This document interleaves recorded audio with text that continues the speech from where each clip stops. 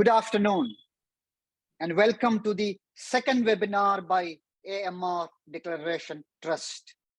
AMR Declaration Trust is a public charitable trust founded on the principles of Chennai Declaration. No option, no treatment option is a common phrase that's being used on a daily basis in academic meetings and in the media.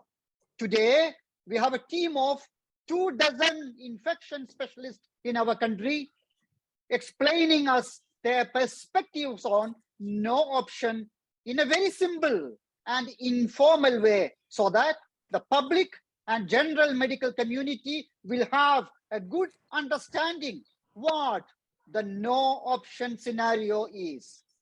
Public is the most important stakeholder in tackling antimicrobial resistance, and media is very important in communicating with the public. We have a session with the prominent scientists science journalists in our country as well. AMR Declaration Trust has minimal funds. We have received small donations from doctors, including our trustees. However, our resources is not adequate to conduct academic activities. We decided not to charge any registration fee to spread the message to a broader audience.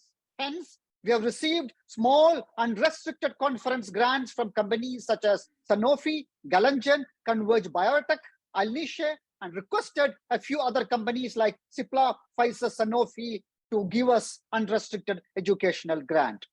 We will move on to the first session, first fireside chat session that will be chaired by Dr. Sunitha Naredi, who is a senior consultant on infectious diseases at Apollo Hospital, Hyderabad.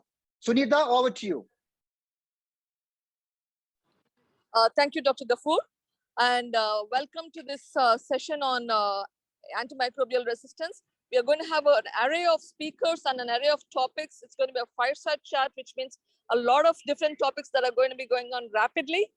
And I would request Dr. Surabhi Madan to moderate this session. Dr. Surabhi is an infectious disease consultant at Marengo Sims Hospital in Ahmedabad, Gujarat, and runs the fellowship in ID program as well since 2021. And I request Dr. Surabhi to introduce the speakers and start the program. Thank you, Dr. Sunitha. I'm Dr. Surabhi. Welcome you all to today's program. So without wasting time, let us start with the session. Our first speaker is Dr. Mohammad Niaz, who will be speaking on the games of bones, a superbug prosthetic joint infection. Dr. Niaz is an associate consultant in infectious diseases at KIMS Health Center, Thiruvananthapuram. He was selected as an emerging leader in international infectious diseases by ISID in 2022. Welcome, Dr. Niaz. Can we have your talk, please? Thank you. Yes, ma'am. I hope my video is on and my sound is clear. Yes, you're clear. Yes. Thank you. So thank you for the introduction. Good afternoon, all. I'm an infectious diseases physician. In short, other doctors call us ID doctors or simply ID. So I can treat all kinds of infections, but people don't call ID doctors to treat usual kind of fever that you see. So other doctors call ID when their options run out. So in a way, we ID doctors are no option doctors. So it's a challenge that we ID doctors like. Of course, that's why we have chosen this exciting specialty of medicine. But many times we solve these puzzles, these challenges, but there are times in which we also feel helpless. So this is a story of one such case where despite using whatever I've learned in infectious diseases, I stood helpless before a patient and watched death slowly taking my way. So this was 6 months back when I saw this patient, when I got a consultation from our orthopedics department. So this patient was a chef and he had an excellent quality of life, except that he had severe pain in the right hip. So the patient was diagnosed to have a condition called as osteoarthritis of the hip. And the doctor said that surgery is the only option for severe osteoarthritis.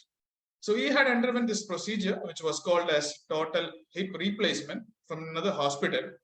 And his joint was replaced with a prosthetic joint. So that is what a joint replacement surgery is. Everything went fine for a month, after which he noticed some fluid leaking from the surgery site. So he was alarmed, of course. So he went to the surgeon, who found that the joint was infected. So he tried something called as a joint wash and gave him some intravenous antibiotics as well. But the discharge from the joint won't subside. This was when he consulted our own orthopedic surgeon. So our orthopedic surgeon made a diagnosis of what is called as a prosthetic joint infection. It means that this prosthetic joint that is placed inside this person's hip is got infected. And that is the time when he had sent an infectious diseases consultant, and that is how ID comes to the scene. So this person was a pleasant gentleman in his 60s, quite jovial, but obviously distressed about his hip. Bone and joint infections are nightmares for orthopedic surgeons as well as infectious diseases physicians. Prosthetic joints are especially difficult to treat. They need further surgeries and prolonged course of intravenous antibiotics. Whenever I see a case of bone and joint infection, I remember my own professor, Dr. Cherian, who once told, "You may spit into the abdomen, but you should not even breathe into the bone and joints." Orthopedic surgeries have to be sterile. If not, life is going to be hell for the surgeon, to the patient, as well as the ID doctor who will have to treat it later. So this was a severe infection. The only option was to do an operation called as a two-stage exchange. Here, the surgeon will remove the infected joint processes, and with the help of ID, they will give a prolonged course of intravenous antibiotics, at least for 6 weeks. Then you wait for 2 weeks to see whether the infection has really settled, and then the orthopedic surgeon goes in again and puts in another joint. So this was what we had planned for him. So the first surgery went well. The orthopedic surgeon took away the diseased processes and the surrounding tissue, and he sent for culture. And when the culture results came, he called ID for the antibiotics. I was shocked to see the bacteria that had grown in culture. There were 3 organisms, not 1, not 2, 3. So first one was a carbapenem-resistant E. coli.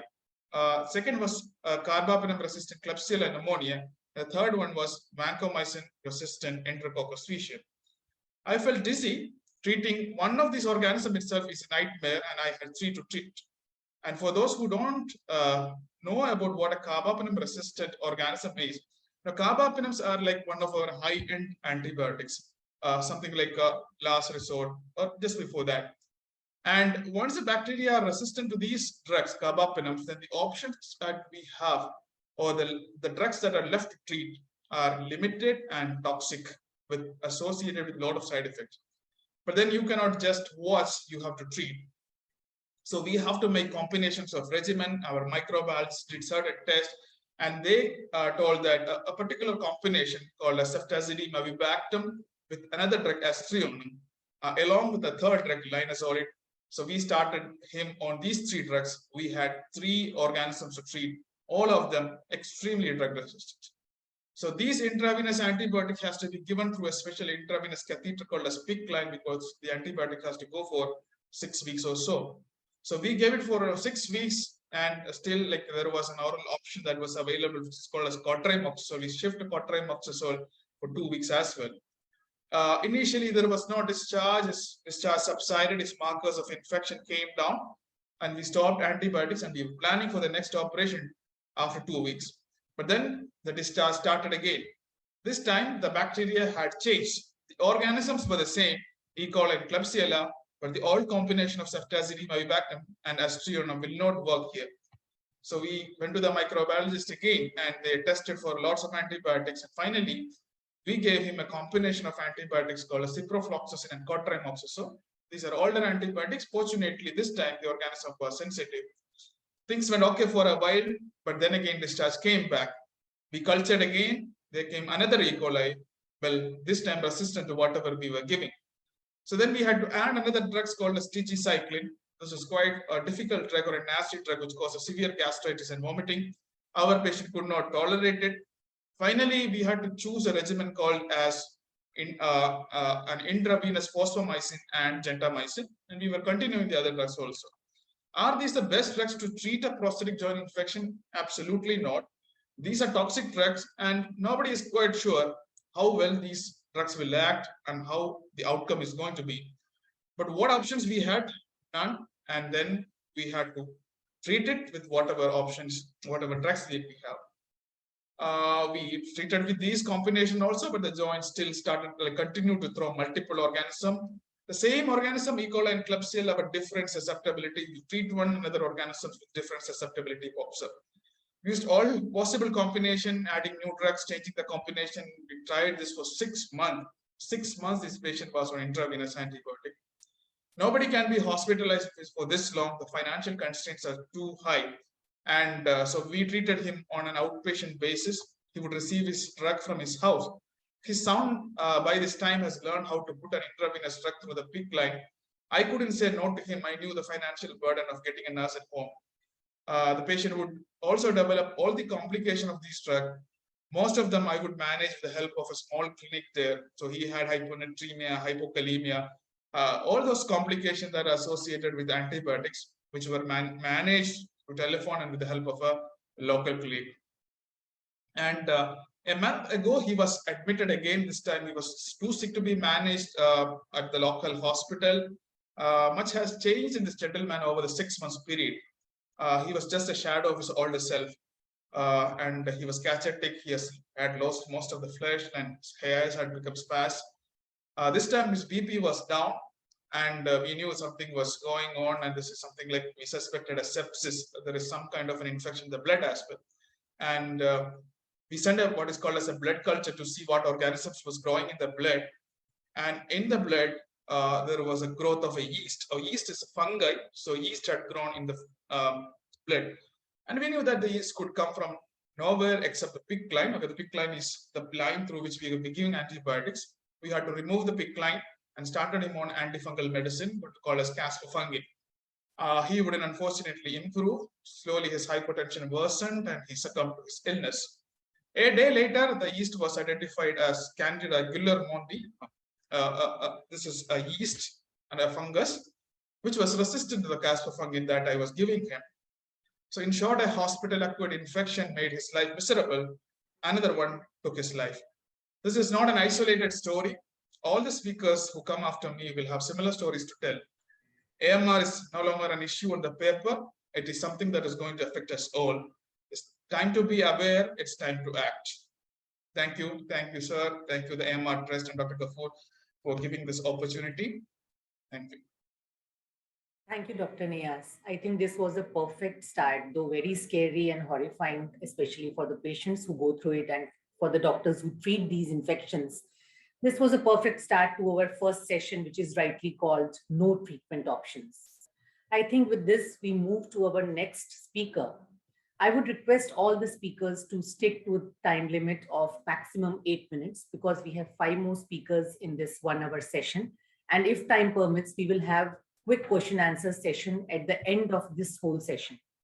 The next speaker is Dr. Soumya Sridharan, who is a consultant infectious diseases at Apollo Hospitals, Chennai and Tondiarpet.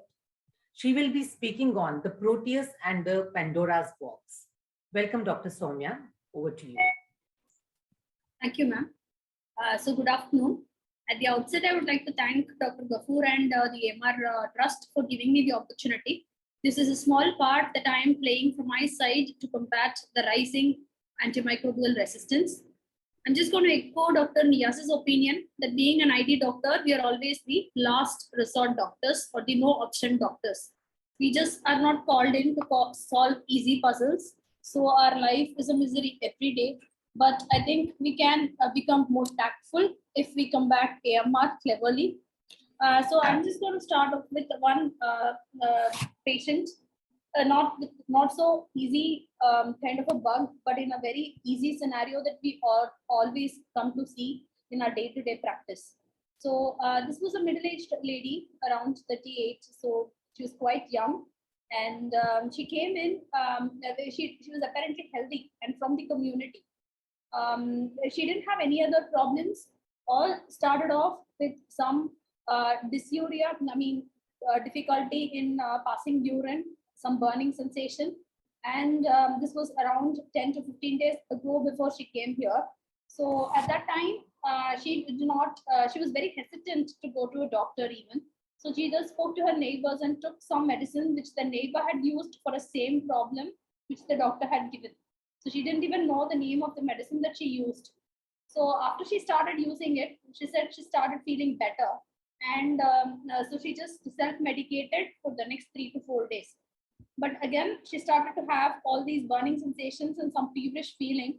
And only then did she open up to her family, and her husband took her to the nearby clinic. The GP, the general practitioner there, had switched over to another antibiotic, likely ciprofloxacin, and she was given 250 milligrams of ciprofloxacin for 5 days. And he had not done any other investigations and had reassured her that she will feel better. And she started the medicines and she started feeling slightly better. After 3-4 days, she felt that the need for antibiotic was not there, because already she had taken some 10 days of medicines now, and she stopped the medicines. Nor did she go back and tell the GP how she felt. And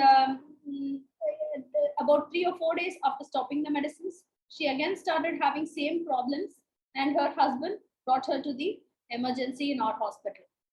And on admission, she was quite stable. So we sent off the routine battery of investigations, blood cultures, urine cultures, and ordered for scans, etc. And started on empiric beta-lactam, beta-lactamase. This is one of the drugs that we generally start patients on based on our bug profile here. So after she was started on this medicine, in a few hours, she worsened. Her BP dropped and she became more drowsy. She did not respond to the medicines that we were giving. And so we shifted her to the ICU. In the ICU, again, she was deteriorating. So we escalated, we increased the antibiotics, we switched to a different class because it was just 3 to 4 hours into admission. We hadn't got the culture reports. And the CT scan that was done showed some collection in her kidneys. So she had some pus collection in the kidneys, which we call pyelonephritis, and with a renal abscess. So she had to be taken for an emergency surgery. Her BP was dropping further despite medicines to control her BP and keep it on hold. With all these problems, she was shifted to the operation theater. She underwent the surgery and we took out the pus and sent it for cultures. Waiting for this, we again escalated antibiotics to colistin, but again, she continued to deteriorate in front of our eyes. We didn't know what problem or where the problem was. Then later on, despite all the resistive measures, all the measures in the ICU, she passed away just in front of her eyes in a matter of few hours. And the next day, the blood had grown a gram-negative bacteria, basically a bacteria. 2 days later, after her death, we got to know it was a drug-resistant bacteria. All the bacteria, all the drugs available were resistant, including including the highest antibiotic, carbapenem, that is meropenem for this agent. And unfortunately, as she was in a small town, it took some time for her to come to help and seek medical help at all. So in her case, I do not know what went wrong or where we went wrong. Was it the patient's fault that she used some medicines used by the neighbors? Was it her fault that she stopped the antibiotics before? Was it the GP's fault for giving her some more antibiotics, underdosing her and not asking for a culture, or using a drug at a reduced dose? Was it the disease's fault itself? But this was a seemingly normal infection that all of us could get day to day in our life, a simple urinary tract infection. But that took away the life of a 38-year-old just because of a renal abscess with a wrong empiric antibiotic choice with all pan-resistant bug. So we do not have the answer for all of this, and it's high time that we ponder about more questions about how to tackle antimicrobial resistance. Maybe we should be more prudent to get more tests, order cultures before we offhandedly start antibiotics, because we all have a responsibility towards the society. Thank you, ma'am, for offering me this opportunity. Over to Dr. Soumya. Thank you, Dr. Soumya. Yeah, so I think we have started understanding what kind of bugs are we seeing in our day-to-day practice, and we have 4 more speakers who will be emphasizing on the same fact. So our next speaker is Dr. Rahul Garg, who will be speaking on the new avatar malaria. Dr. Rahul is PDCC infectious diseases from AIIMS Bhopal and is presently working at AIIMS Raipur. Welcome, Dr. Rahul, over to you. Thank you, ma'am. Can you hear me, ma'am? Yes, you are audible. Okay. First of all, thank you to the AMR Declaration Trust for giving me the opportunity to share the story of unfortunate but not the rare one, and thus making it fit for as a no option treatment, where the treatment was not given at the right time, we have seen many such patients have been succumbed in our own eyes. So this is a story of a district in Chhattisgarh known as a Bastar district. I hope all of you have heard of Bastar district. It is surrounded by impenetrable forest and hills in what was known as a Naxalite territory a few years back. And there is a tribal village known as Buddhi Maha, which unfortunately doesn't got the government attention till now. And this village don't have any pakka road, electricity, and the mobile coverage is also not possible for this village. And the unfortunate part is the nearest sub-center for this village is around 10 kilometers away. That is there, the Indian primary healthcare system, which we call as a sub-center. And most of the villagers belong to these tribes practice local farming, clearing the forest lands and growing the paddy and the local crops there.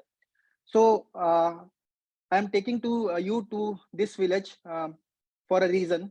So this is a story of October 2022, recently at the time of Diwali, where the festive atmosphere was there in this village in the tribal Bastar area.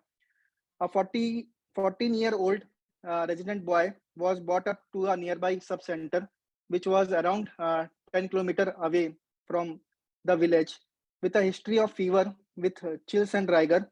The fever was around 101 when this boy presented to the sub-center. The fever was from last 4 days, followed by a dull abdominal pain. He was taking some herbal medications from a local Baba for the last 3 days for uh, decreasing this fever and getting healthy. So this boy was seen by a local community health worker in the sub-center who was posted in a sub-center there, and a rapid diagnostic test in the form of a kit was done to rule out malaria at that point of time. And that rapid diagnostic test came negative at that point of time for this boy for as a reason for malaria. So he was prescribed tablets of Cefexime and some supportive treatment and was sent to home to take these medications. After the fever persisted for next 2 to 3 days, and he again came to the sub-center with the same symptoms, but now aggregated with the lacking headache, vomiting, decreased urinary flow, and altered consciousness gradually in 2 to 3 days. Fortunately, at that time, the same healthcare worker, the community healthcare worker was there who has seen previously this patient. And they referred to us directly to the tertiary care hospital in All India Institute of Medical Sciences, Raipur. This case was sent. And when the patient presented to us, the patient was drowsy but arousable, and he was having a toxic look with mild jaundice was there, and his pulses was very feeble. On asking to the patient's family, they told that he is having the similar type of fever 6 months back too. At that time, his BP was very low, around 100 to 60 mmHg, and temperature at that time noticed was 103 Fahrenheit. He was anemic with low platelet count too at that point of time when the investigations were done in our hospital. On examinations at that same point of time, his spleen was palpable up to 2 centimeters below the left costal margin. And he was having increased liver enzymes too at that point of time. So that time only the smear microscopy was taken to rule out malaria. And again, various tests for dengue and leptospirosis was done to rule out these infections which are common in that tribe or that area. And the smear microscopy and again the rapid diagnostic test was performed. Both came positive for Plasmodium falciparum, which is a parasite that came positive, which in both the smear and the rapid kit. That point of time only, we have started with IV artesunate, which is the treatment for cerebral malaria per se. But unfortunately, the patient succumbed on day 2 of the therapy when the artesunate was going on. And this story is thus a very unfortunate, but not a rare one to fit at this point of time at this session. So the paddy fields, the thick forest, and the slow-moving streams encourages the breeding of the Anopheles mosquitoes, which are prevalent in Chhattisgarh, Odisha, Jharkhand, and other northeastern states of India, and thus making the falciparum malaria widespread in these certain states. With the poorest access to the quality healthcare facilities, most patients are treated by the local quacks, and the prevalence of submicroscopic or the low density infections are again a concern which are prevalent in these area. And the government and we all have looked into it many times. Such patients have came to us in the emergency or in the OPD. By that time, we can't do anything for these patients. Thank you. Thank you, Dr. Rahul, for sharing this story. Yeah, I think we all felt a little sad after hearing to this story. And the peripheral centers are in real need of attention from the government. We all agree to that. Let us move to our next speaker. She is Dr. Subhashri Samantri, and she's going to speak on the TB diaries. She's pursuing her DM in infectious diseases at AIIMS Jodhpur at present, and she has been a gold medalist during her post-graduation. Welcome, Dr. Subhashri. Over to you. Thank you, ma'am. A very good afternoon to one and all. So after listening to these interesting cases of prosthetic joint infections, UTI, and malaria, let's move forward to a disease that has been endemic in India since 19th century. So here I bring forth a case of a 26-year-old female patient who was a student who was at the verge of completion of a master's degree, and she wanted to finish her exams first, like who are coming in the next 2 to 3 months. But then one morning, she started having a disturbing headache and vomiting. She thought it could be because of the exam stress and the sleepless nights for exam preparations she has been spending for last few days. But over the next few days, she also started having mild fever which was more often in the evening time. They would relieve on its own with lots of sweating. She kept it hidden from her family because she did not want to add any more trouble to her already troubled family. After all, her father was a grocery shop owner and had just completed his 1-year treatment course of drug-resistant pulmonary TB infection just the last month. It was a tough 1 year for him as well as the entire family because he had to face lots of financial and emotional difficulties dealing with lots of side effects of the drugs like vomiting, tingling in legs, and psychological disturbances, and also multiple visits to the doctors to manage them. But then again, she started having fever and headache almost every day. All that she wanted is to finish her exams well. However, she secretly consulted a local doctor who gave her some analgesics and some antibiotics.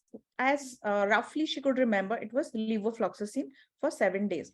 With that, she got some symptomatic relief. She would secretly get these over-the-counter drugs as well as levofloxacin time to time to get some temporary relief from her symptoms.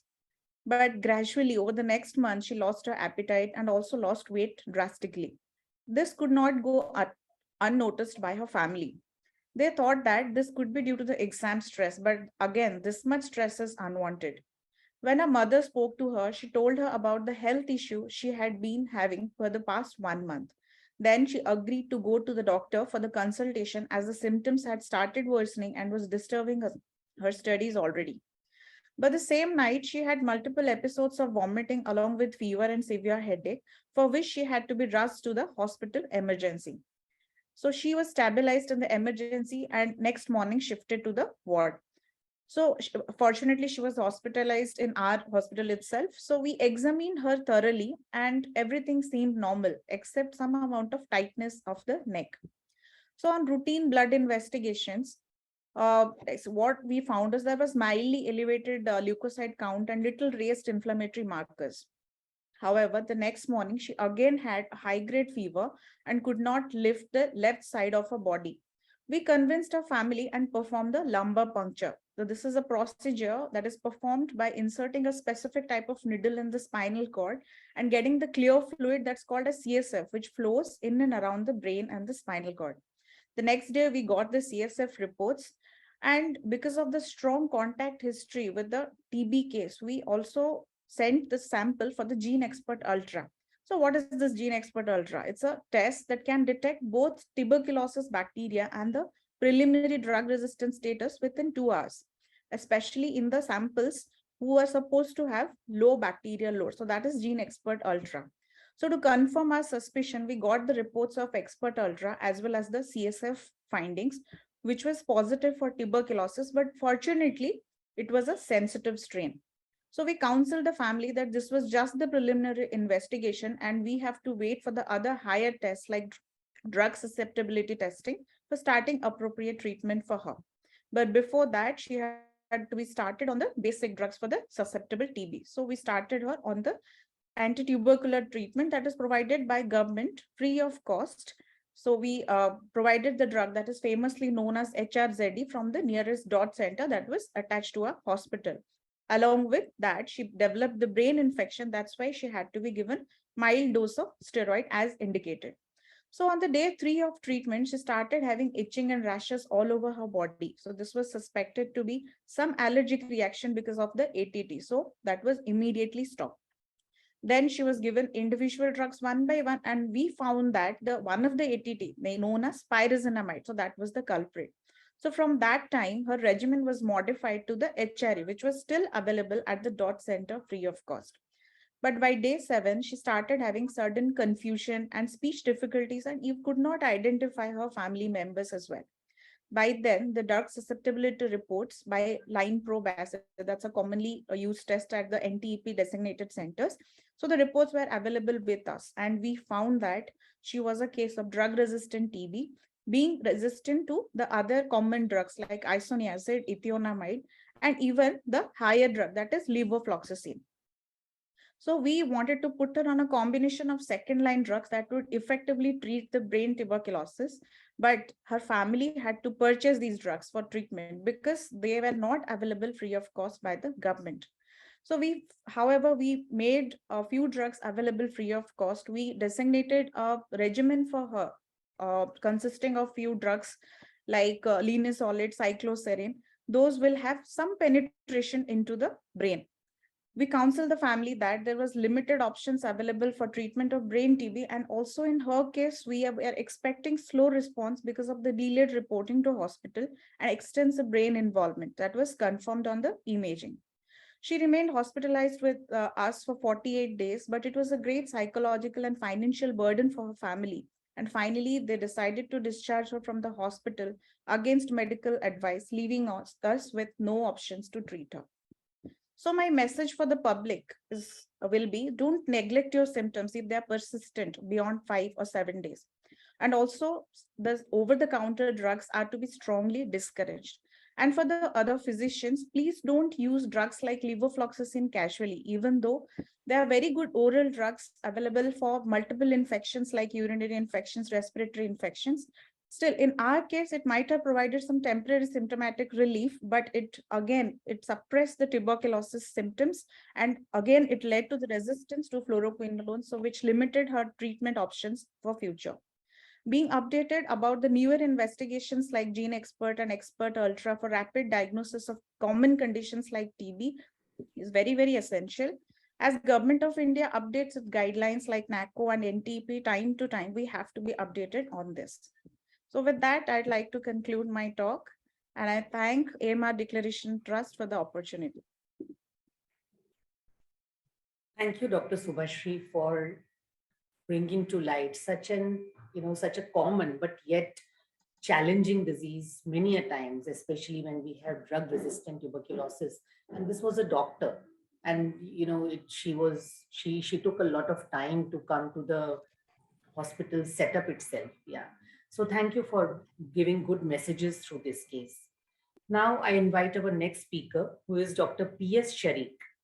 He's a consultant infectious diseases in SUT group of hospitals, Trivandrum, and he will be speaking on super pseudomonas and a broken foot. Over to you, Dr. Sharif.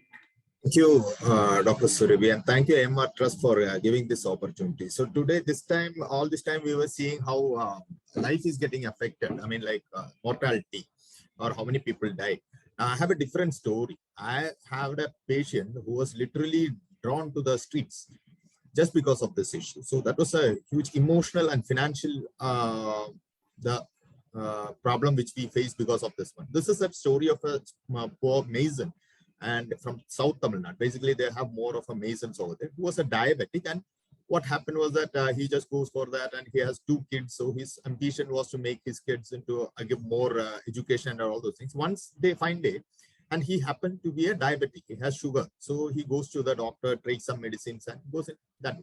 One day he sustained an injury. His stone fell on his foot, and then he had an injury on his foot. And from there, the story began. Now, he went to a local doctor, got a dressing done, got some antibiotics, came back. But then what happened was that he took the medicine, but it was not improving. So he went to the local doctor once again, and he put him on a new antibiotic, and the dressing was continued. It started improving, but then again it comes back. So this story was continuing over and over, and the doctor over there was prescribing many medicines. I mean, like he was taking type of antibiotic. Initially he was given amoxicillin, clavulanic acid, then he was given linezolid, then he was given clindamycin. So there almost it went for our almost 4 or 5 cycles of antibiotics and dressing. But then one fine day, doctor said that this wound is not improving. We will have to admit it. And they admitted him. They took some cultures, and based on that, they have started on IV antibiotic, hoping that this patient will improve. But every time this patient starts showing some improvement after 4 or 5 days, they stop that and change to some other thing, and the patient will go. But this again, 2 or 3 times they did that. By that time, it was almost 1.5 to 2 months. But suddenly, the son decided that this is not going to be on the right way. We will go to a next bigger hospital. And they took his father to the nearby hospital. By that time, the wound was very bad. So he came in such a fashion where he was exposed to multiple antibiotics many a times with small intervals, 4 or 5 days kind of stuff. But when he presented to our hospital, his leg was into more of, there was severe infection in, and he went in to meet a surgeon. So the surgeon said that this is not doing fine. I think we will have to admit him, and probably we will have to do some cutting of this area for optimal healing. Remember that he's a mason, so his bread and butter is work with it's a manual laborer. So the son who was there said, okay, we will admit. And then what happened was that he took a CT scan to see what is the extent of the infection. So by this 1.5 months time, that wound has gone deeper in to the bone, where it has produced a lot of infection in the bone, as well as a lot of pus collection was there in the bone. Now the surgeon said we will go in for a open surgery to remove all the pus and tissue over there. They had to agree, so they agreed, and the surgeon took him to the theater, did a drainage of all those things. He removed all the pus and all the debris and all the necrotic muscles and tissues over there. And he called me. By that time, he called me and asked me what antibiotic to give. So I thought that this is a very tough thing. He has received a lot of antibiotic. We start on the highest end antibiotic. So we started him on something called colistin plus TG, because he is already exposed with multiple things. We started on high end antibiotics. We started it. And one day he came back to the ward, so it's okay. But the second day by evening, suddenly the nurses in the ward noted that this patient was started talking in an irrelevant way, and started breathing very deeply. Now they examined him and found that his BP was coming down. Oh, this was a trouble. So the doctor also rushed in. I was not there. The surgeon rushed in and shifted him to the ICU, where he was diagnosed to have something called a septic shock. Septic shock means his BP has come down because of the infection, and we decided to start on medicines for his BP and all those things. So by that time, what happened was that next day when we went in, so debridement, everything was done, but the patient was not improved. So next day when we went in, the surgeon was showing me a report, and the patient leg was by that time was not improving. that report actually showed a bacteria called Pseudomonas. And on the right side, that is where we say which antibiotic is sensitive, which antibiotic is resistant. Everything was resistant. So I was shocked. All those things was resistant. Even the highest antibiotic was resistant. I called the microbiology people and asked, what is this happening? Is there anything else we can do? Because this guy is in real trouble.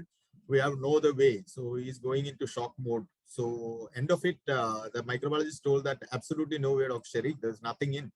So then we had to decide to go for a chopping out surgery. We call it as an amputation. There is no other way. So we decided we'll go with an amputation. But the issue was that it was very difficult to convince the bystander. I mean, the son was an engineering student. He was a little bit a well-read guy. So he said that, is there any way we can find new antibiotics so that we need his leg back? Because that is his bread and butter. That is the whole issue of the family. So we said, whatever be, it's not the amount or the expense which is the issue here. It is the resistance issue. We will not be able to save his life with medicines. We'll have to chop his leg. We had no other way. That was one of the most difficult scenario in our life. So we decided to chop it out. We chopped his leg out. We had no other way and started with him some more 1 or 2 antibiotics so that his thumb doesn't get infected. So what happened is, end of the day, we saved his life. But you know what, emotionally and financially, those family suffered a lot even after that. He couldn't go for his job, and then he had to put him on artificial limb. So what we see is just the tip of the iceberg. Diabetic foot infections is very common and amputations are also very common. But what we see, the real issue with the superbugs or the so-called no option bugs, is what we are seeing is just the tip of the iceberg. There are a lot other things. So it has huge issues as far as the life is concerned, as far as the financial part, as far as the emotional part as well. This is one case where the financial part or the whole family got shattered because of one superbug. Thank you, Dr. Surabhi. Thank you, Dr. Sharik. Yeah, I'm 100% sure that, what we come to know is just tip of the iceberg. We just treat the disease, but at the back, so much happens with the family when these super bugs or so-called resistant bugs are isolated. The emotional trauma, the financial burden, and ultimately very poor outcomes in many of the cases. That is something which we may not be able to, come across in all the patients all the time. Yeah, so you are true, absolutely. Now we move to the last speaker of this session, Dr. Akshata. She will be speaking on bad affairs of your heart. Dr. Akshata is a senior resident at AIIMS Jodhpur, DM Infectious Diseases. She's pursuing it, and she's actively involved in antimicrobial stewardship since 2018 and formulation of institutional antimicrobial policy. Welcome, Dr. Akshata. Surabhi, let me interrupt here. Akshata, 1 second. Any questions from the audience, please put it in the chat box. And over to you, Akshata. Yeah. Thank you, ma'am. And I thank AMR Trust for taking this initiative. So this is actually the need of the hour. As we all know, antimicrobial resistance is a much bigger pandemic, which we fail to address when compared to COVID. And there are not many common people who know or talk about it. So like it is said, a patient teaches you more than what you'll learn from the books. So we shall directly jump into the story of the patient whom I'll remember forever. So we had a 50-year-old man who was leading a happy life with his family, his wife and his 3 daughters.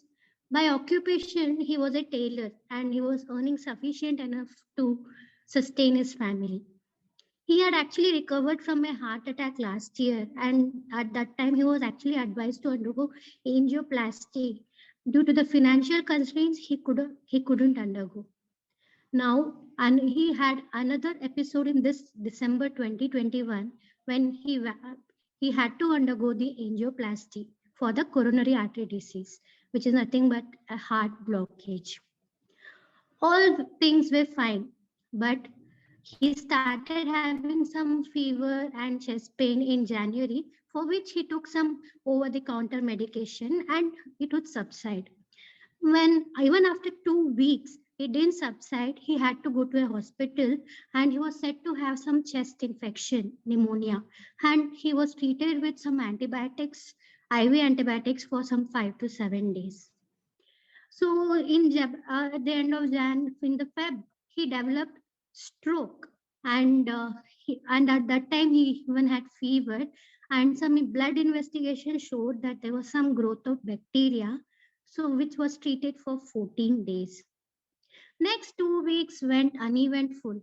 However, his symptoms reappeared. He had fever, chest pain. He developed difficulty in breathing. And at this time, his wife had to take him to the emergency. There, he was diagnosed to have pulmonary edema. So, in common words, it's a condition where the lungs are drowned in its own secretion. So, he had to be admitted and ventilated in the ICU. So another 2 weeks in the hospital with multiple antibiotics, he was treated, and the family were hoping that this is the last time he would require hospitalization. But fate had its own way. So next month, he had this similar complaints of fever, chest pain, and this fever had shaking, chills, and body weakness. So this is when he came to us for the first time here at AIMS Jodhpur. At that time, we saw that he had the swelling of his legs. There was some abnormal sounds in his heart, and the blood test showed that he was having anemia and a very high amount of WBCs, which is an indicator of your some infection. And also the other blood tests like ESR, CRP was very high. So the blood cultures were drawn and he was started on the antibiotics. And it was when it was reported that it was a multi-drug Pseudomonas aeruginosa. So now is where the ID specialists get involved. This is when I got a call for this patient. That is when there are no options to treat the patient. So now when I evaluated the patient had the symptoms of multiple fever episodes, chest pain, and bacteria was growing persistently in his blood, and he has history of multiple strokes with fever. So I suspected that it could be some infection which is in the heart. So that is called as infective endocarditis. So as we all know, it is the heart which pumps the blood to all the parts of the body. So if there is a vegetation or the infective clot in the heart, so whenever heart pumps, there is infection which is spread, and at this time it is when the patient will have fever, and if such infected clot gets lost in the brain, that is when the patient will have stroke. So that is when I suspected and subjected the patient to certain investigation like echocardiogram and PET scan to confirm the diagnosis. And obviously, and the diagnosis was confirmed that this was a case of infective endocarditis, and it was due to the infected stent which was placed in December 2021. So now the next thing is how to treat this patient. So the patient had Pseudomonas aeruginosa, which was resistant to all the common antibiotics which we use. And this could have been due to the multiple antibiotics he had got before, and including the over-the-counter medication. So we had to put him on a very high level antibiotic, and which is difficult to get and which is very costly, that is the ceftazidime, avibactam, and aztreonam. And because there was an infection in the stent, the infection source had to be removed, and without which the patient will not do well. So we had to undergo another surgery, the bypass surgery. So by this time, the family had already exhausted most of its money, but we had to convince, and the patient had underwent the bypass surgery. So we were thinking all well, but when we subjected further blood tests, and the blood was still growing this drug-resistant Pseudomonas, and he was developing multiple fever spikes. Despite all this surgery and the antibiotic regimen, the patient's condition deteriorated and he eventually succumbed to the sepsis caused by this pan-drug resistant Pseudomonas. So because there was no option. So this tragic case highlights the potential dangers of multiple courses of antibiotic inappropriate dose, and also the importance of early identification and aggressive management of infective endocarditis. Thank you. Thank you, Dr. Akshata, for bringing upon this case, because I think this was a little unique case in the sense that it was a purely hospital-acquired infection and maybe related to a poor infection control. So we are done with all the speakers and we still have 10 odd minutes to finish this session. Now I would request Dr. Sunita Nareddy to, just ask our speakers, eminent speakers, a few questions, and we can have some discussion on the topics which they have presented. Over to you, Dr. Sunita. Thank you, Surabhi. So I would like to ask Dr. Rahul, you presented a case regarding malaria. And we know that malaria is as much as a public health problem as much as it is a medical problem, and especially in certain pockets of the country. So what is the government's attention towards the villages in Chhattisgarh where you have a lot of this problem particularly? Thank you, ma'am, for asking this question particularly.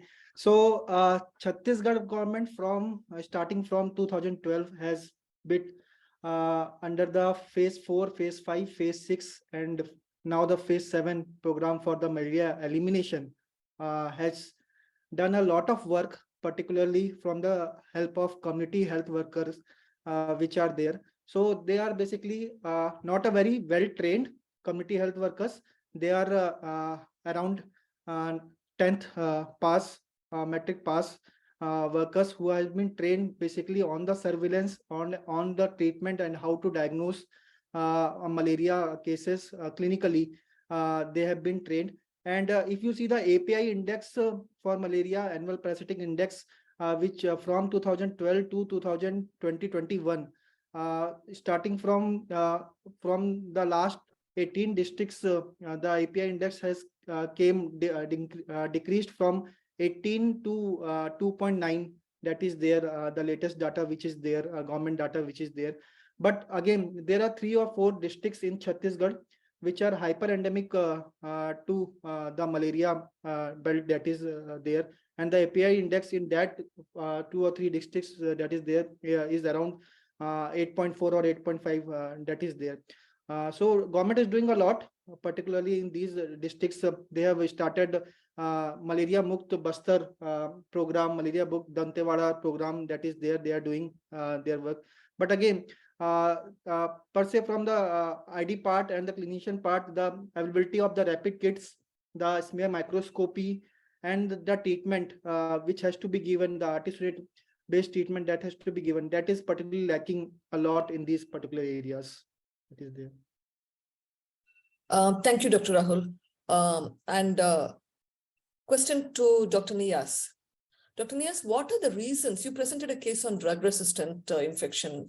So what are the reasons for drug resistance to develop, and how do you prevent drug resistance from developing?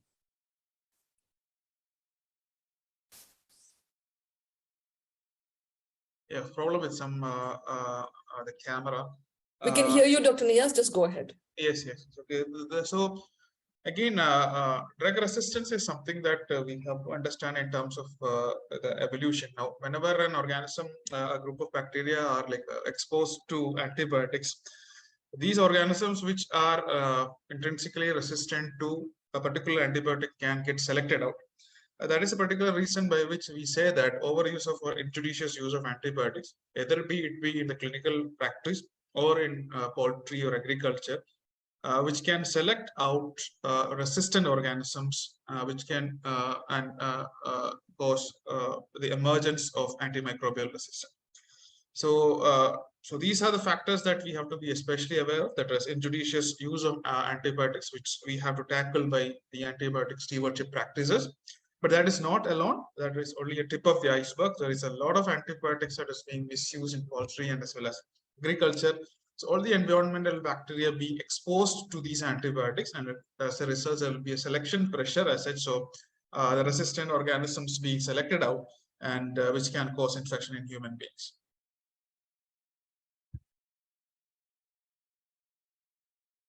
Dr. Sunita, please unmute yourself.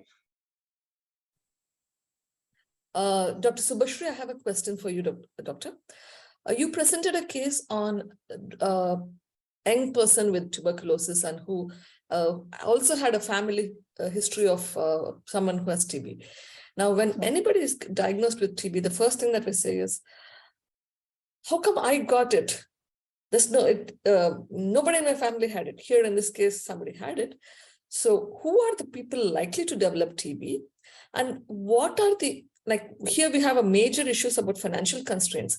Today, the government actually has come up with a program whereby everybody, irrespective of the financial status, are taken care of. What are the things that the government is doing in terms of helping people with tuberculosis, especially with the 2035 coming up, and we have to meet certain guidelines for the WHO?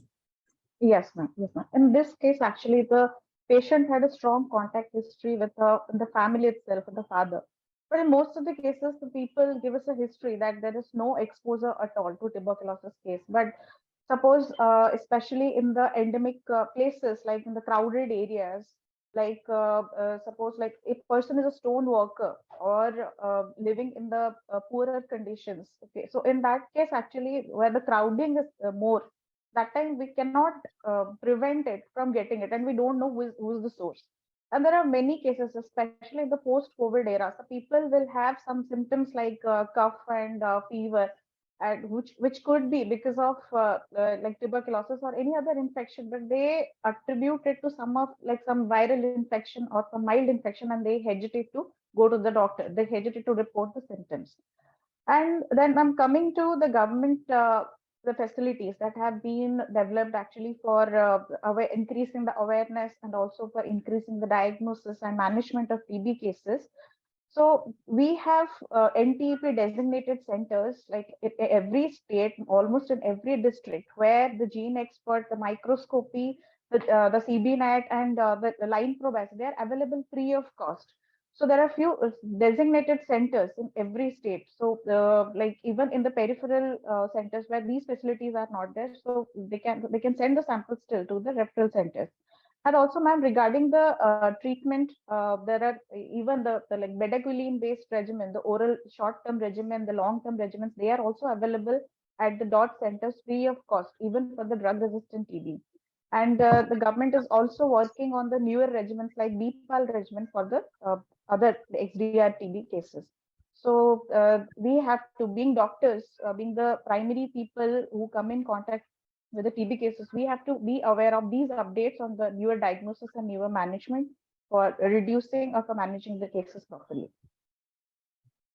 To add on a little bit more onto that, now if you have a patient even in the private sector who is getting who needs treatment for drug resistant TB or drug sensitive TB in some places, the patients can continue the treatment in the with your own clinician wherever he or she may be, and still get support through the government. There are programs available whereby you can send your own patients to the government to get the medications, or you can procure the medications. So I think we are almost out of time. Over to Dr. Ghafoor. Dr. Surabhi, you want to close the session? So I think it was and I believe that it was a very fruitful session covering the bacteria, the parasites like malaria, as well as tuberculosis. I thank Dr. Sunita and all our speakers for presenting all the cases so nicely and so effectively. And I thank Dr. Ghafoor for having me in this program. With this, I would like to end this session and hand over to Dr. Abdul Ghafoor again. Thank you, sir. Thank you, Dr. Surabhi and Dr. Sunita Reddy.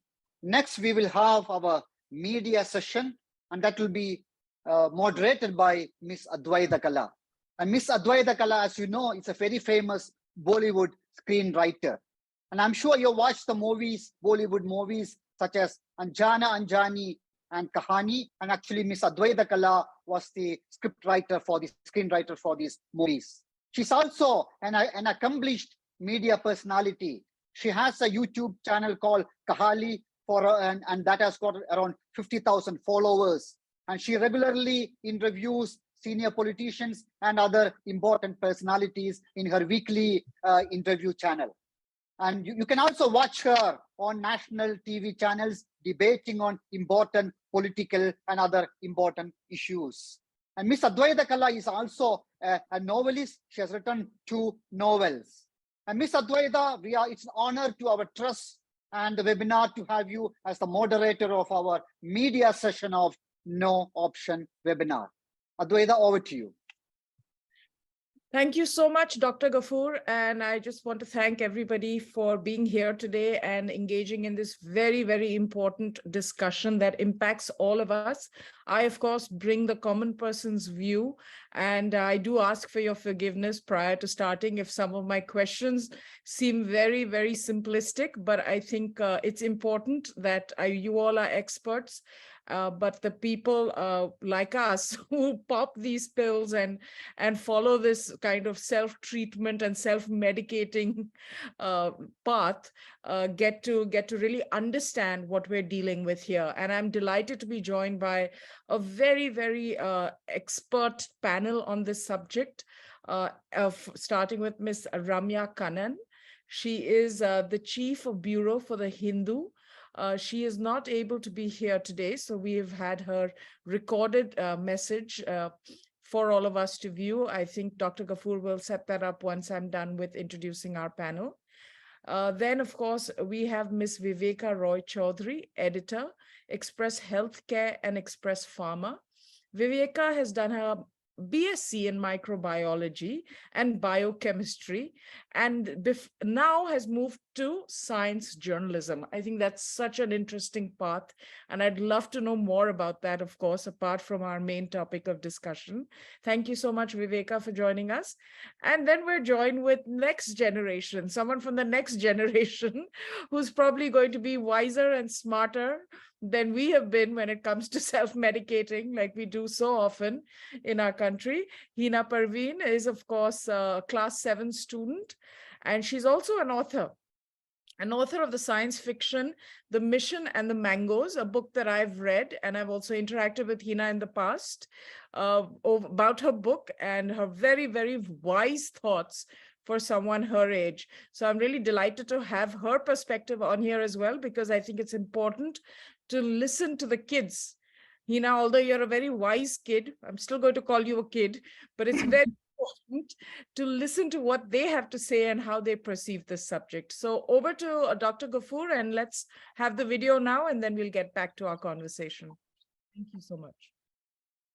Mine, can we upload Ramya's video recording? Hello, and thank you for inviting me to be a part of this important meeting on antimicrobial resistance. You might wonder what a journalist has to do here. I mean, it's a gathering of experts and even more experts, but then we have also, as journalists, as a community, especially health writers, have also had a role to play in the unraveling of this mystery, the resistant, antimicrobial resistance, rather.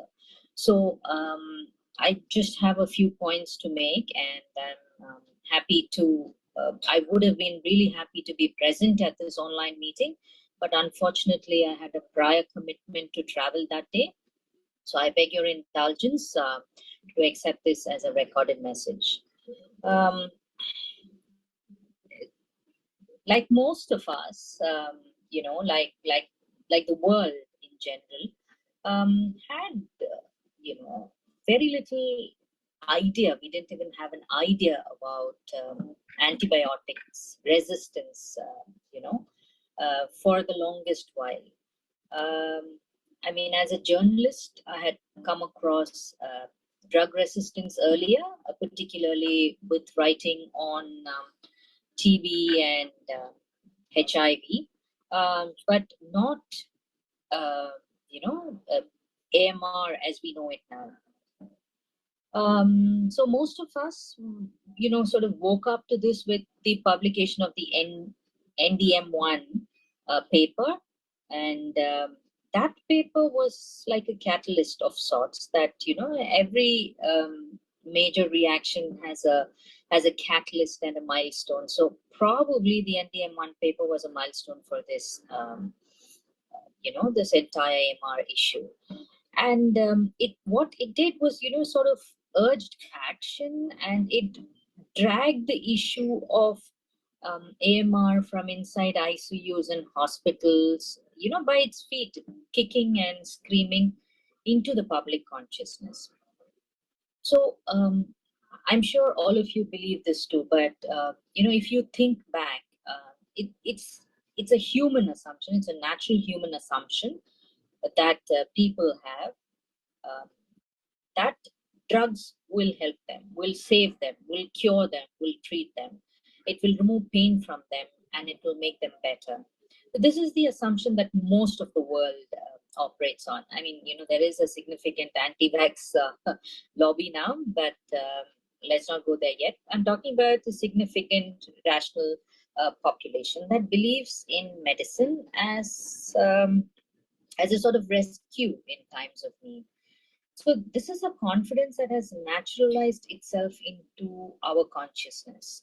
So our abiding faith, and though we don't really think about it too much or ponder about it or discuss it, our abiding faith belief is that we will be healed, and if needed, we will be saved by medicine. I mean, whatever it is, that system of medicine you believe in. But we have vested faith in medicine to cure us and save us, treat us, keep us happy and free of pain.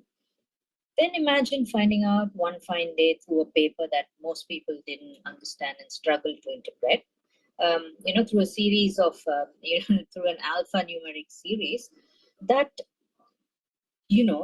we discover one fine day that when you're really, really sick, the most powerful antibiotics will do squat for you. Okay, this, and when you want it most, it will let you down. It will shake your faith you have in modern medicine or traditional medicine, whatever. And also the realization that you had nothing to do with that set of circumstances. You are, a tool, a plaything in this whole, march of events. You have no control over what works for you and what doesn't. And that was a very, very sobering reality. So if we were to look, at it from today's perspective, it's more conceivable now that this, this huge looming bugbear, huge looming sort of specter is out there in front of us, because we are still in the pandemic phase. So we may be moving out of it, but there are still swaths of the world that are still badly affected by COVID. We can still smell the threat to life as we knew it in the last 2.5 years with COVID, and most people at least. But then at that point of time, it was inconceivable, maybe in 2013, 2012, it was inconceivable to imagine that pathogens were wily enough to survive the onslaught of man's best drugs, the best drugs that were evolved for humanity. Of course, we did have the knowledge that it was a game of survival of the fittest, and yet it was inconceivable to us that these things would fail us so miserably, and for no reason that we could conceive of, perceive, or even see. There was no direct evidence. I mean, what are you talking about? You're talking about overuse of antibiotics. You're talking about antibiotics in the farming sector. Multiple reasons, none of which we could perceive or see. So this is from a common man's point of view. The thing was, even as we discovered that we may not be safe from, even in hospitals or in ICUs, which are supposed to be havens, um, from vicious bugs. We even at that point, we scarcely imagined the huge implications, ramifications, magnitude of what we were going to deal with. It was just the, we were unraveling a thread and we had no clue how long we will be doing this. We're still unraveling the spool. As Sunita Narayan of CSC once said, it's the climate change a proportionate crisis of the world. She called AMR that. So the global, it turns out that AMR, and we didn't know it at that point of time, but that AMR would jeopardize human health on a global scale, and it would cause a great impact that would be inimical to the health and well-being of the human race. Soon it may become impossible to treat simple infections to forget life threats. So this was, as time went past, it was a very, very sobering message. NDM1 was a wake-up call, and as we all know that, stigma followed, and instantly the world turned its guns on the, on the country that supposedly, sent out the highly resistant bug into the world. So all kinds of situations are at play here. Not only do we have, recognition that there is a monster out there in our hospitals, in our communities, waiting to, literally become, possibly the biggest killer ever. But also that, we had to face this onslaught from the West, as on India. Once again, the old prejudices about India as a, a country that's unhygienic, that's unsafe, and don't go there for, and the deliberate attempt to say that it should not be a destination for medical tourism. So there was much at play at this point of time, if you were following the whole event playing out as some of us did. So what is significant is that, in my mind, at least, in the, reportage and in the attempt to bring to some form of control this antibiotic resistance issue is the Chennai Declaration. And it was a result of the first ever joint meeting of medical societies in India to address AMR. And, I'm sure for the audience that I'm talking to, this is like, carrying coals to Newcastle. But, that Dr. Gafoor is, one of the architects of the Chennai Declaration, is your go-to person in this case, or in anything to do with this national or state level policy, because he's been, hammering at the doors of the central government and the state governments to push through implementation of very, very, very simple measures that would make sure that there is no, that will, that's a misnomer, but that will make sure that there are at least efforts initiated in order to handle this, in an attempt to handle this huge looming issue. He's also focused on multiple aspects of the AMR in the country. And of course, if you want to learn more, they also have a easily discoverable website. It was much later in 2016 that the UN first discussed antimicrobial resistance at the General Assembly. Earlier, they had discussed about Ebola and HIV as specific cases, but not antimicrobial resistance as a plague upon humanity. And they also set up the interagency group on AMR to write out a blueprint for taking concrete action that countries would also be able to follow later. So in a sense, since we're talking about Dr. Gafoor, in a sense, that's how my journey on AMR itself began, and it's difficult to grab the interest of a journalist, particularly someone who does a lot of other beats as well and who has additional responsibilities. But then, there was this, it was very clear that we were sitting on a powder keg that was to erupt at any given point of time, and certainly we had to take action on this. So the first, of course, exposure, the true exposure in the real sense of the term, was with the publication of the paper on NDM1, and then literally a 2.5, nearly 3-hour conversation with Dr. Gafoor on the ramification of what it meant, and the definitions, and what are the things we can do, what are the things we can't do, what does it actually imply, are people dying in hospitals, in beds, are people contracting the infection in hospitals. And well, that's how it began. And of course, there's a load of material available online now. But in the initial days, it was rather difficult to find authentic information on AMR across the world, on concrete studies, maybe community level studies, and particularly in India, there were very few people, in my opinion, doing work at that point of time. Now, of course, it's completely different.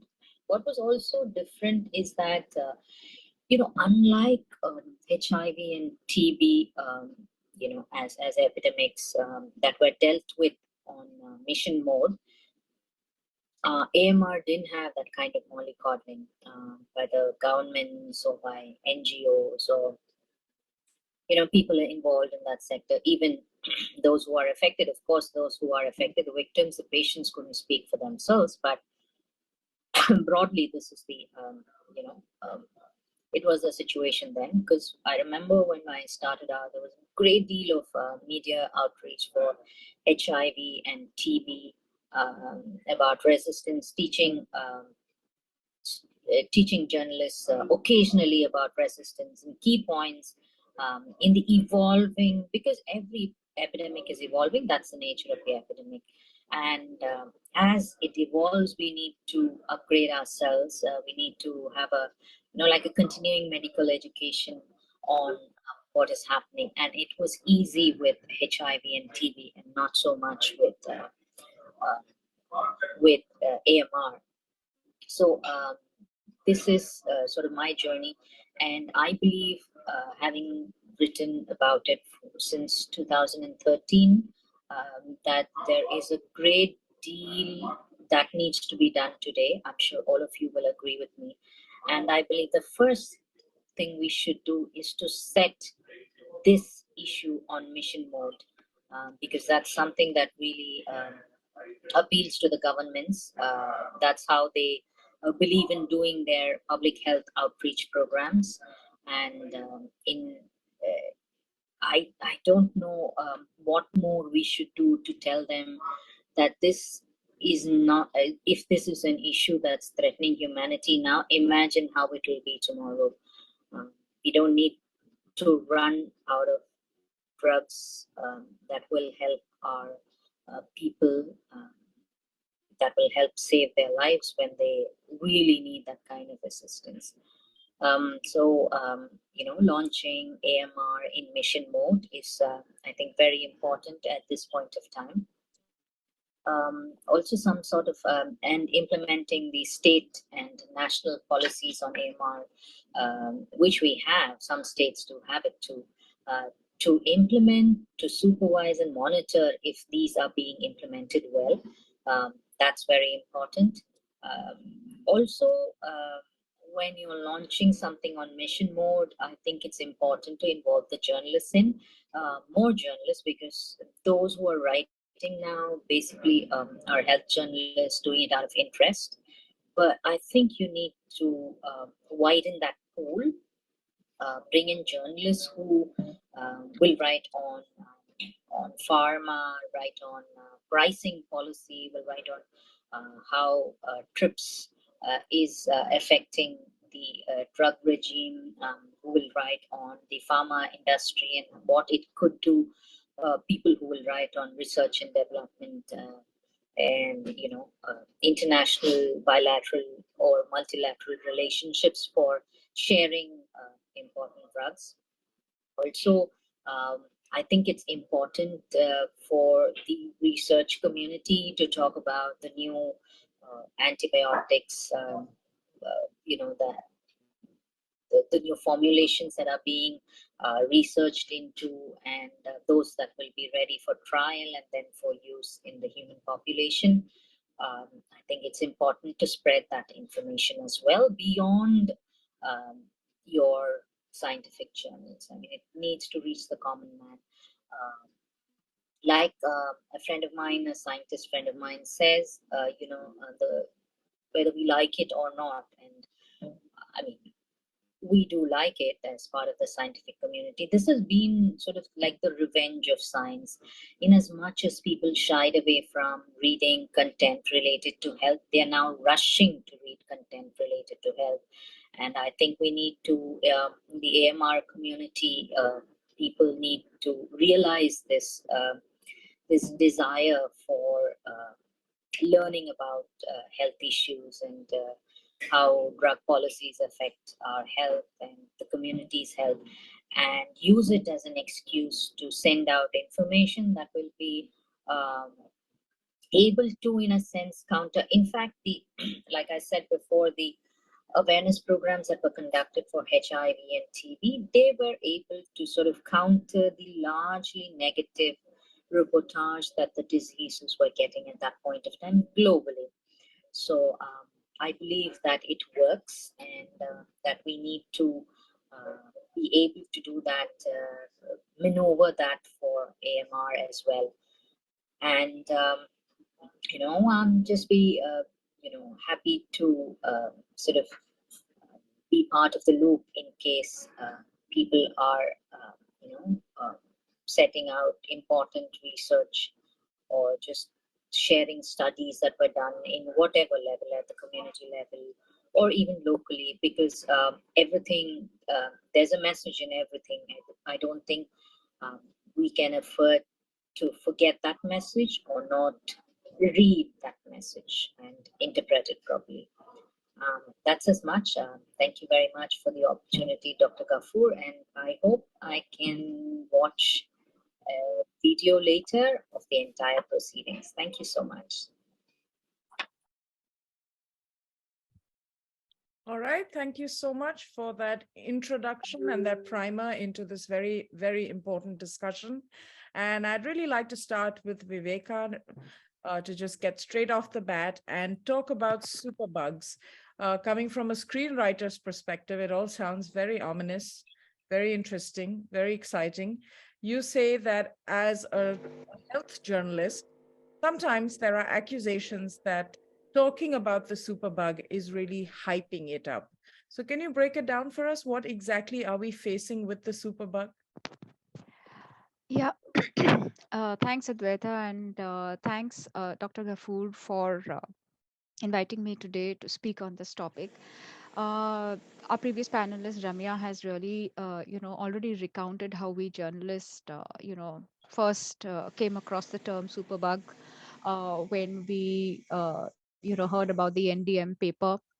And that was a paper that really shook us up. And we saw the implications of how a microbial infection really took political center stage as well, because it became a political thing because it got named after a city in India, etc., etc. So what I meant when I said that sometimes we are we are accused of hyping up the problem is that I mean, I remember the time that, a lot of, there was a state government which refused to even admit and lived in denial that MDR cases, MDR, multi-drug resistant tuberculosis cases were increasing. That information was suppressed, and I'm talking about 2011. And when that kind of blew up, that caused another political hullabaloo. And I remember that case very particularly because I happen to know one of the patients who was part of that study, which of course I came to know much later. So, and I remember the political, rulers of the day were trying to suppress that. The hospital was trying to get that story out, and journalists who were trying to report on the story, uh, you know, were wanted to report on the story because it was of great public interest. But how do you report on a story where the government is denying it, and the government is also accusing that hospital of hyping it up, of not labeling, do not label it XDR TV, it's MDR TV, etc., etc. And those are terms that the doctors on this panel will remember that case.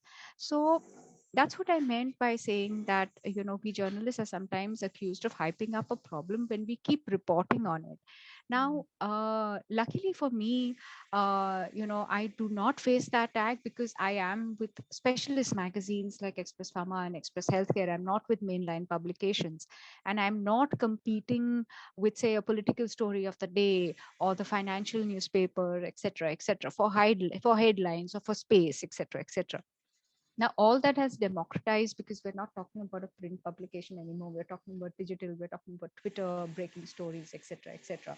So I think that whole, hype is, part of breaking story. I think it is part of the news cycle. I think we've learned to live with that, especially in COVID. Nobody was accused of hyping up COVID. So I think COVID has given us a very good opportunity to, because it's put health front and center.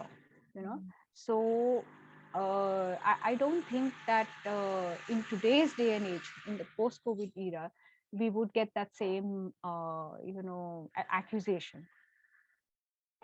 So that's where I'm coming from. So if that answers your question, I hope so. It's very interesting, I think, because there is pushback, and like you said that your readership is an informed readership. They're always they're familiar with the subject. But then there's also the pharma readership. I'm just curious to know, is there any big pushback, because we hear so much about this very powerful pharma lobby, and you're right, because of COVID, we've heard more about it because of Pfizer and all of those things, where suddenly the general public is so much more aware of these things. How does that work out for you?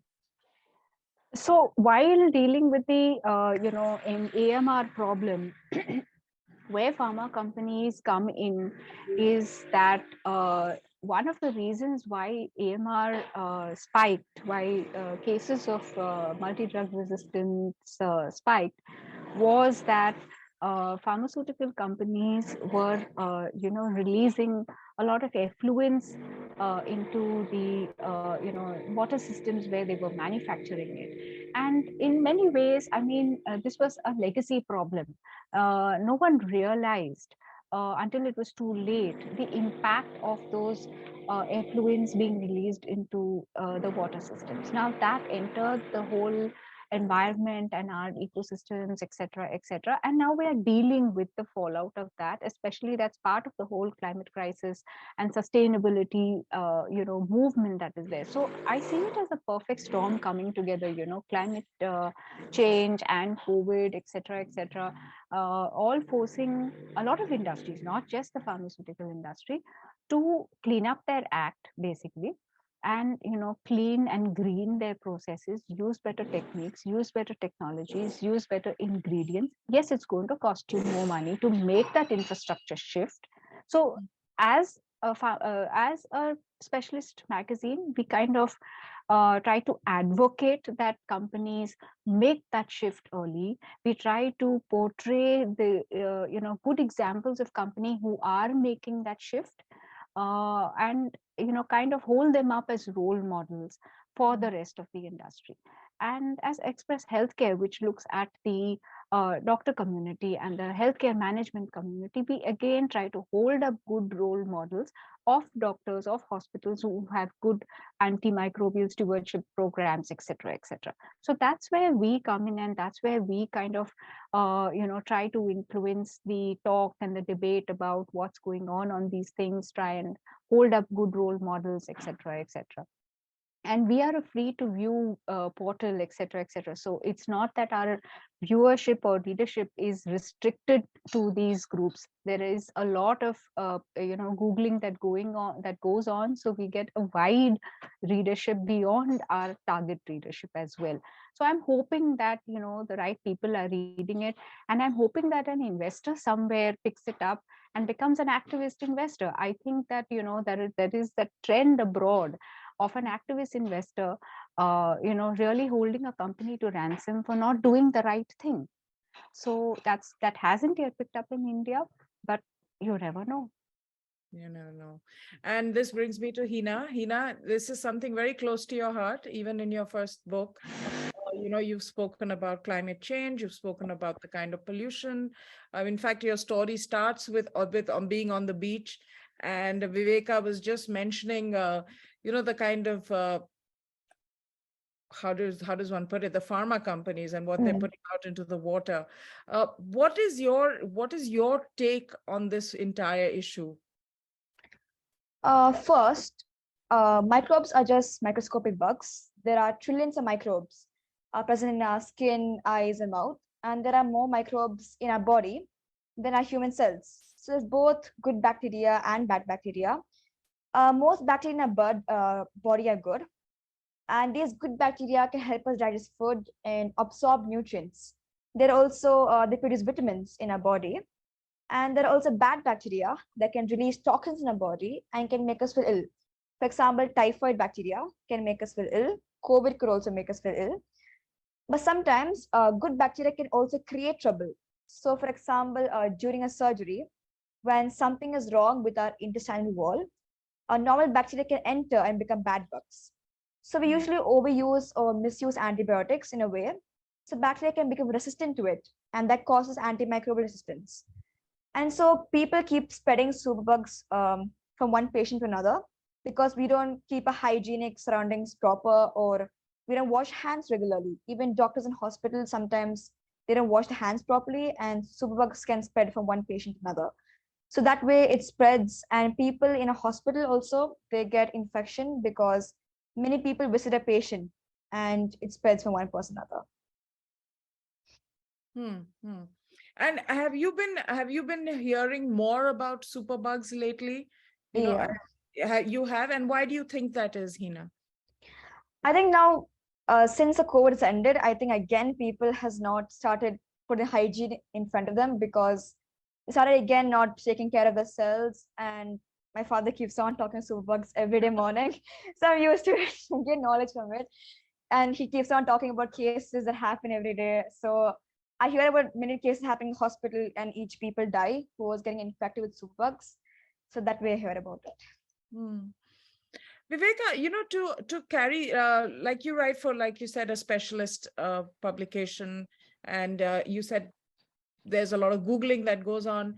A lot of times when I go to my doctor with Google information, he smacks me down and says that, this is the biggest bane in our lives is Google, because everybody is like a half doctor. So how do you think you can, as somebody who's, an advocate, practices advocacy for this particular issue as well as writes in it and on it in a very informed way, how do you think you can get the message across to general people, the lay population, about this issue, and what is not being done and what should be done so that we become more aware? Thanks, Adwaita. I think all of us need to learn to be patient patients. We've become very impatient patients. I've been nursing this cough since a week, but and we need to find the right doctor. So my doctor has refused to put me on an antibiotic. I'm on hot water, I'm on gargles, I'm on herbal cough syrup, and it has got better. But I was able to take a week off, work from home, etc., and keep away from the dust, etc. So I think we need to take time off, and I'm talking of individual patients. Take time off to let our body heal on its own, and that kind of message has to go out. And at a larger level, I think, that message has to be conveyed through the case studies that the doctors have been presenting before our panel discussion. Some of those case studies were truly need to be highlighted, need to be, there's a message in each of those case studies. And we have to, as media, kind of, put those case studies out there. They were explained very simply. So I think if the general public and if other doctors as well, hear of more such case studies, as Ramya was saying, get out the research that is being done at a community level in India, and as well as also globally, community level studies are being done. The results are now coming out because this has been about a decade in the making that it's come out in public. So I think there is a lot more information that can be shared, that can be put out to the public, and the general public as well as the informed public among pharmaceutical companies, life science companies. There's a lot more research being done on this, thankfully. And also, but what also needs to be done is we need to understand that rather than looking for new drugs, which is going to be very, very difficult to find and a lot more expensive, how do we change our behavior so that the current drugs become more effective? So I think that kind of message needs to be going out more often. Thanks to advocates like Dr. Ghafoor and all, we are getting that, we are getting access to information. One of the points that I also want to make is that the pharmaceutical industry is a highly regulated industry, like a lot of industries. So therefore, they're very careful what they say in public. And I don't blame them because they have a lot of shareholders and stakeholders to also kind of, this. And looking at it from their point of view, I mean, this is an industry, whereas Ramya says, they've given us super cures, but we've misused those super cures. And maybe it's not our fault, but we have misused them. And therefore, we've got superbugs. And now we're again turning to the pharmaceutical companies and demanding better medicine. So in a sense that it's everybody's fault. We have to take our owners take responsibility for our actions and mend our ways and kind of look back. I come back to that, have a little patience, and you don't want to just keep loading yourself with antibiotics just because you need to kind of get well soon. Probably your body is telling you that I need some time, I need some rest, please shut down for 1 or 2 days and then I'll be back. So I think that message needs to go out. I'm putting it very simplistically, but I think that that is a message which the general public needs to hear, and also the medical community needs to feel empowered enough to tell their patients. No, that's a very important message. And I hear you on that one, because you're right. There is an urgency to get back to normal, right? Every time you fall sick, you're like, I want to get back to normal. And what is normal? Normal means popping pills. Normal means self-medicating, get checked, talking to the doctor on the phone and without a physical exam, and kind of getting what you need.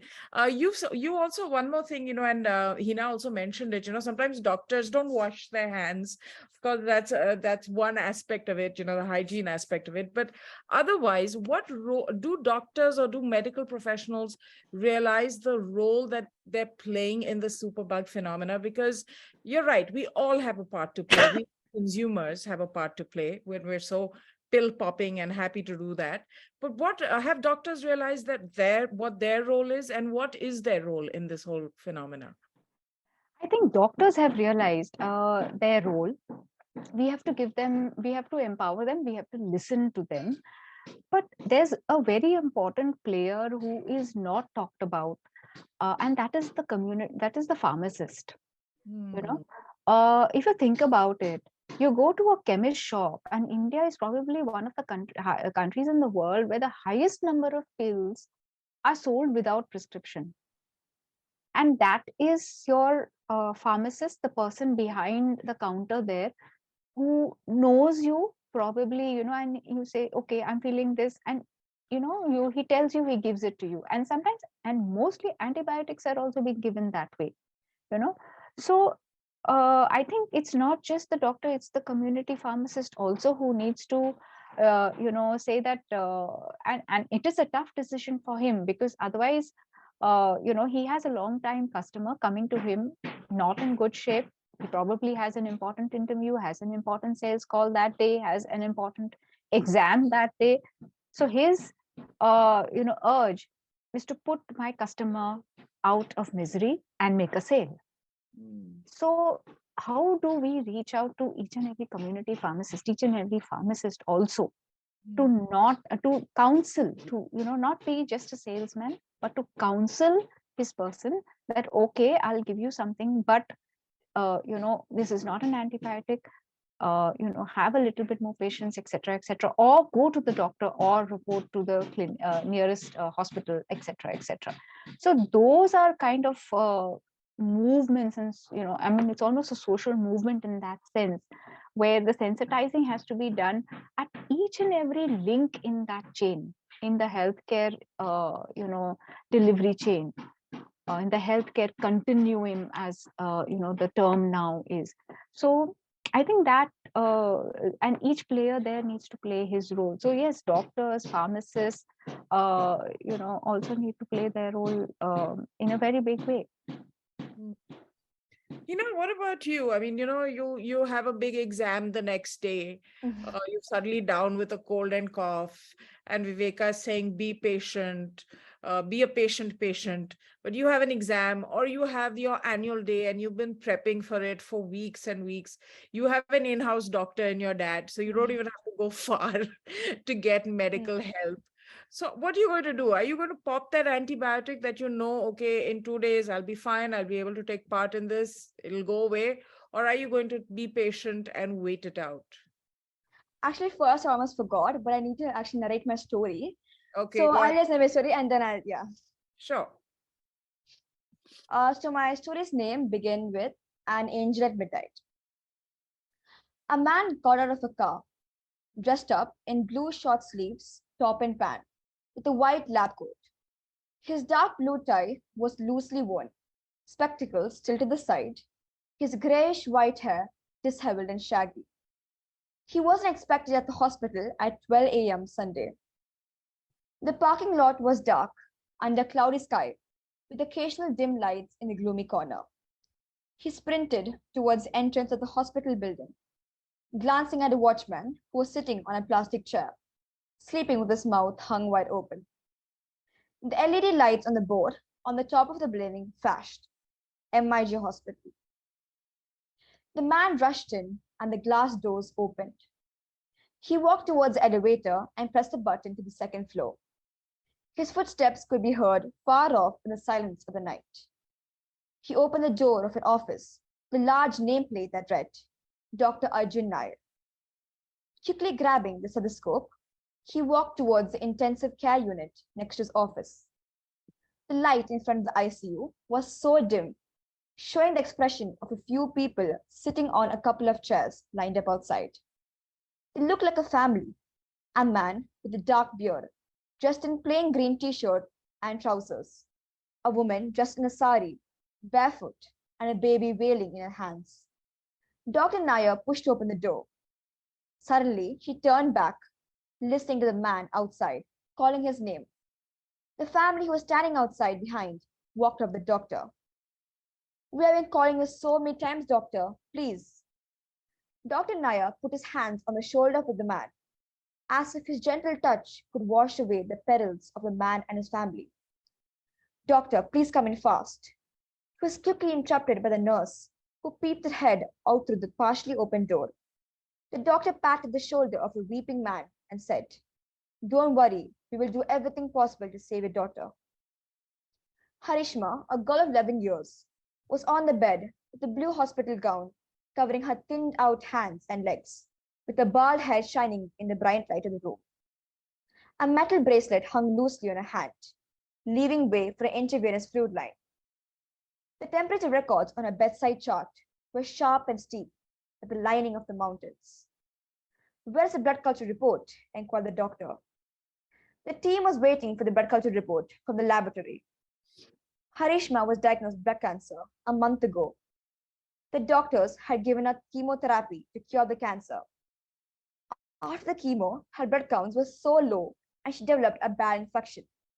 There was little improvement since then. Dr. Nair had injected her with antibiotics that would help destroy the bacteria in her blood. The doctor paced around the room, pulling his tiny spectacles into the proper position and looking at Harishma, who was trying to keep her consciousness still. The printer buzzed, awakening the doctor from his deep thought. The nurses sprang up from their chairs. Within a few seconds, a single piece of paper slid out of the printer.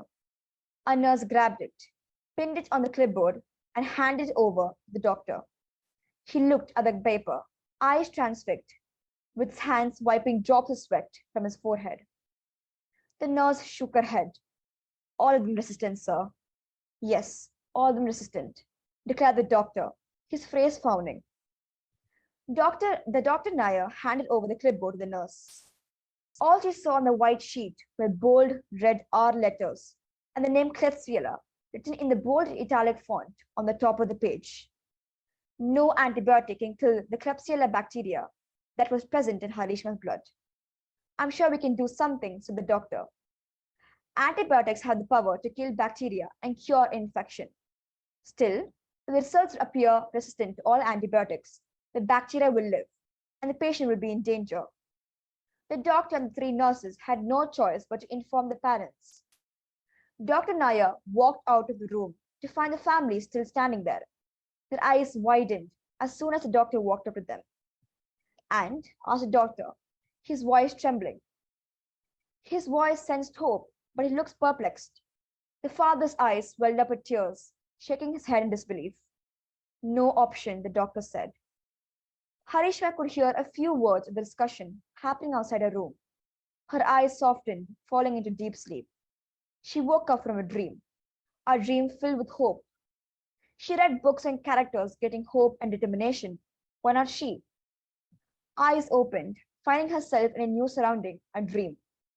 Walked on the sand, filled with pebble stones scattered around the ground, towards a sea-green river flowing peacefully. She knows she can sit on the riverside every day. Thank you. And also about the question, I would take antibiotics prescribed by my father, and I would be patient. But though I would love to become back to normal. And that was a very profound story, Hina. I think it really leaves one thinking, and those are the best stories. Really, it does make one think. Viveka, this is all a little scary, right? Because in the common person's, like someone like me, what I'm thinking is my antibiotics are going to make me better. It doesn't cross my mind that I may actually be resistant to this. Why do you think, and someone like me who's very aware, who's involved in current affairs, all of that, reads, watches the news, everything, it doesn't cross my mind that I may be antibiotic resistant. So how do we generate awareness amongst people like me, the common person, to this issue? What are the precautions that we can take? What's the way forward? So the way forward is that we need to keep repeating this message. Maybe you, through your the films that you do, the people whom you interview in your friend circle, because as you said, we are privileged to belong to a certain strata of society who have come with certain privileges that we have thanks to our income background, etc., etc.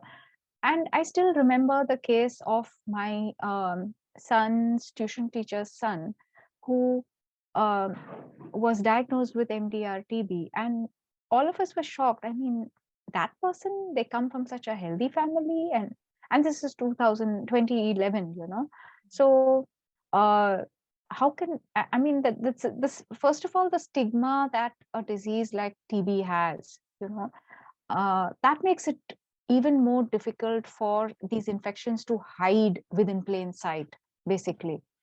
And it's only now that we are kind of talking about it, that certain Bollywood actors are also saying that yes, we've had TB, we've recovered, and becoming advocates for the disease. And I think AMR needs a kind of advocate of the standing of Mr. Amitabh Bachchan to really, who galvanized the polio campaign, because there was a lot of resistance to taking the polio drops too. That too is a long drawn out campaign, etc., etc. So somebody of that standing who kind of galvanizes, action on this front. Governments are being forced today to do it. The One Health approach of WHO, etc., which says that what's good for health for all communities. It's not just antibiotics need to be reduced not just among the human population, but there's also the poultry population, which is given a lot of antibiotics to keep disease down, and then that enters our food chain.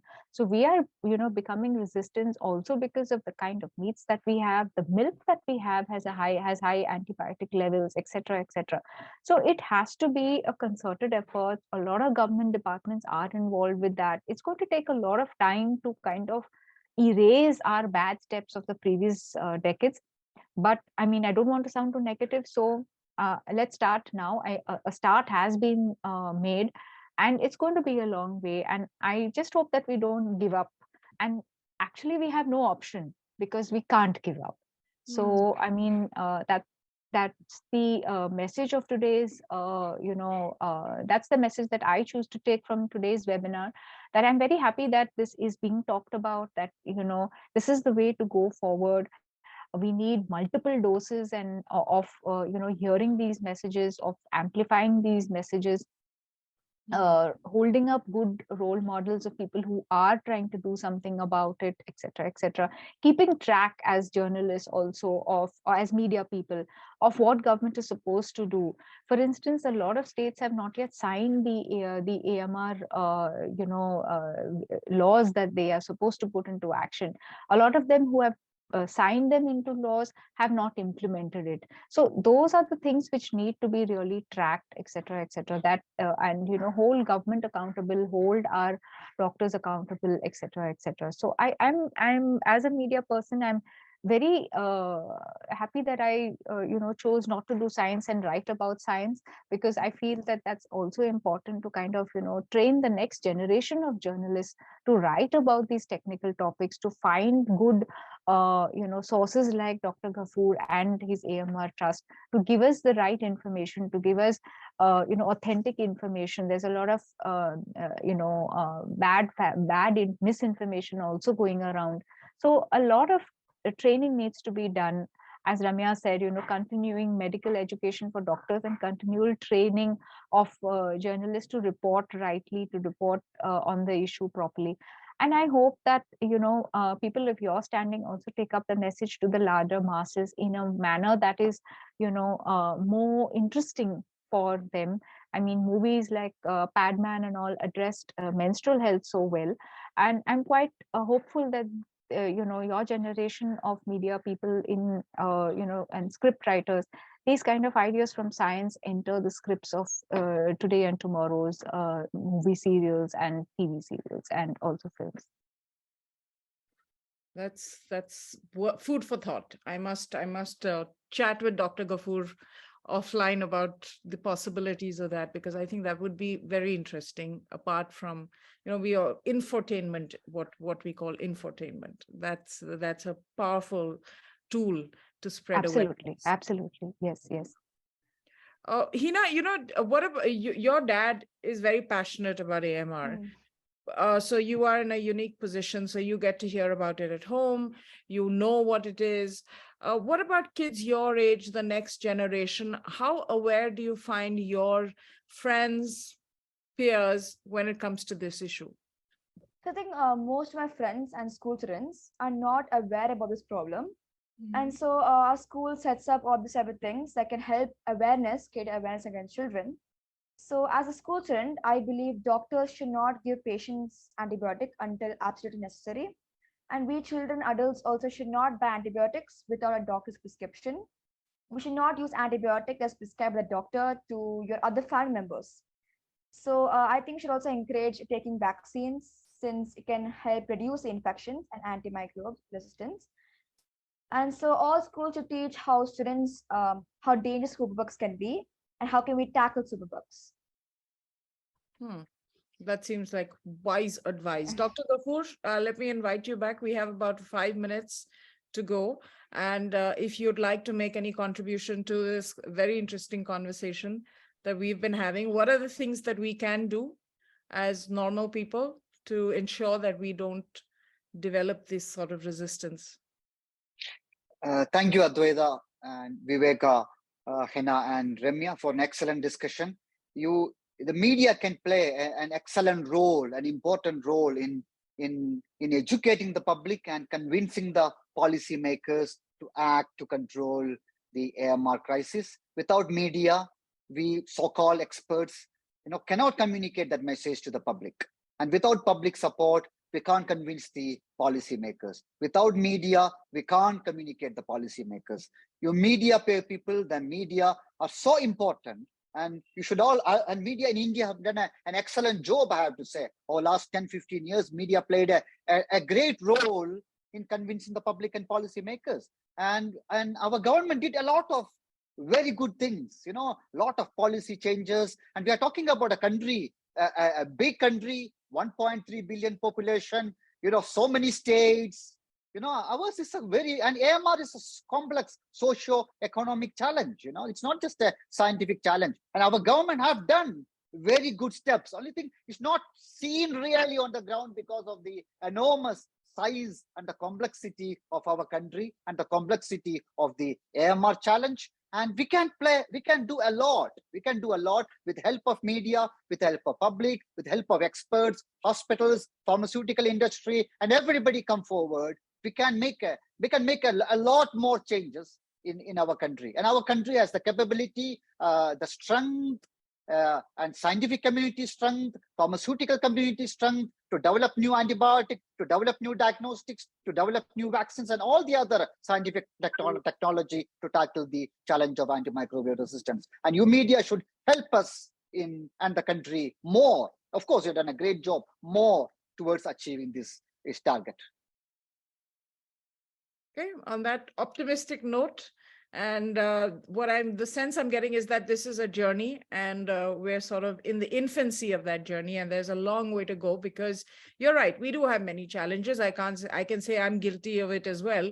Going to my chemist, like Viveka was saying, and saying "Sir mein dard ho raha hai, bukhar sa lag raha hai, give me some medicine," and then he'll just pull out something and give it. I think we all, for the convenience of it, for the familiarity of it, we all tend to misuse it, although not all of us, are doing it with any ill intention. Most of us are not really. We're not, pill poppers in that sense that we get a high out of it. We're just doing it because it's convenient, it's available, and there's a trust element also in that interaction involved.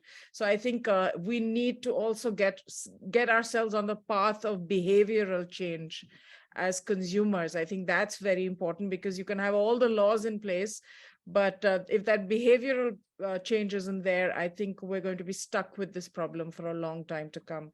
Thank you so much again, the AMR Foundation, for giving me this opportunity to educate myself, to learn so much more. I feel truly blessed to have had this opportunity to learn so much about this subject, and it's definitely going to make me more cautious in the future.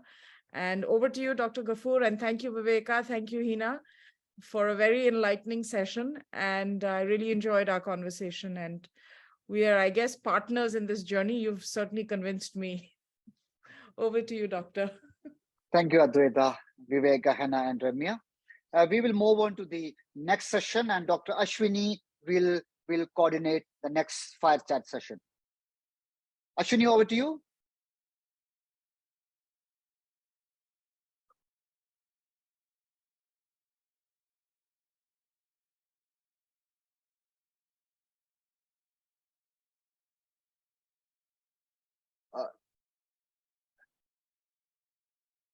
Dr. Priscilla Rubali will chair the session. Is Priscilla there?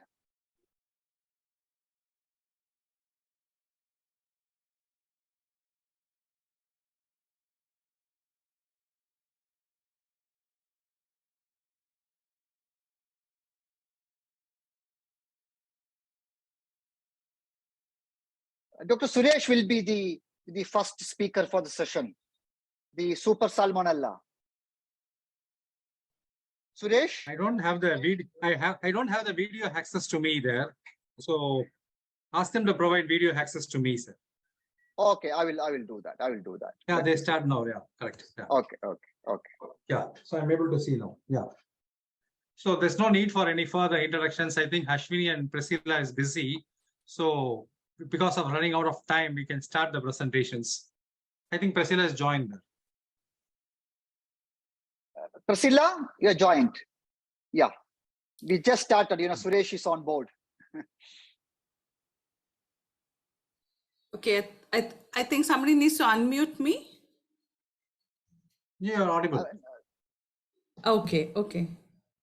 Yeah, sure. So, good evening, everyone, and thank you for inviting me to be part of this program. And it's absolutely my pleasure to moderate this session. And this is a wonderful initiative by the AMR Declaration.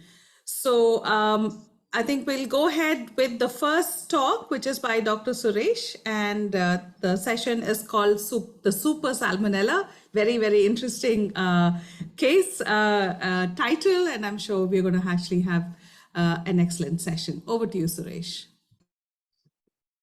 Specifically, the organizers don't want to use slides for me, but without slides is a bit difficult for me. So bear with me with my couple of slides only, but I'll finish within 7 minutes time. So this is not no options typhoid. This is no oral options typhoid. So this is case of typhoid Mary. This is not typhoid Mary. This is typhoid Ronnie to me there. The patient name is some Vidya Rani or something. So I make it as a typhoid Ronnie for you. So certain things we can't get answers from disclosures from. Certain things we cannot answers from Google. For example, what is the best antibiotic? Right now, a couple of computer decision software system is available, but still none of the system is efficient to provide answer to me, which is the best option to the patients. We need practical experiences. We are dealing with this no options quite some time. My previous speakers were alluded on it. There is no good options, but we got a lot of experiences, but our experiences is not saving all the lives. My experiences is not protecting all the persons. So I begin with a case here. She's a 22-year-old male. She's a 22-year-old female, basically from rural part, but now settled in Chennai. She got a dream to do her master's in US. Her name is Rani, 22 years. So she got the visa ready. She's supposed to move in a couple of weeks' time to US. At that point of time, one day, suddenly she started developing fever, some abdominal discomfort, loose stools, diarrhea happened. So immediately what happened, my previous panel discussed, she tried to self-medicate with some paracetamol, some Bifilac also. This is called probiotic. So because of the diarrhea, she started taking some probiotic along with paracetamol. Couple of days, the improvement happened. But next 2 days, again, the fever is coming back. Fever is not subsiding. This time she decided to go to chemist. She went to the chemist. The chemist has prescribed some antibiotics, not only paracetamol, not only anti-motility drugs. For example, loropramide. That's a drug people commonly give for anti-motility. In addition, the chemist given azithromycin because he copied the prescriptions of the local physician. So she started taking these drugs. Next couple of days, she's all right. Slightly showing some signs of improvement. Fever is persisting. The abdominal discomfort has come down. So she started her work again. But unfortunately, from day 3 to day 4 onwards, again, the fever started coming back. The intensity of fever is shooting up. Previously, it was low grade, 99 to 100. Now it's stretching up 101, 102. The discomfort is also persisting. This is a time she decided, I need to go to a doctor. So she consulted a doctor. The doctor asked the history. You got fever, you got diarrhea. So he prescribes one of the commonly prescribed antibiotics by the most of the general physicians is norfloxacin plus tinidazole or hornidazole. That's the combinations people are using it. Even though if you see, the combination is not tested. Individual molecule is tested. But unfortunately, for the sake of convenience and sake of prevention, they use the combinations, but without writing a diagnosis also. Most of the physicians in this part of the world, they don't write what they think, they don't write.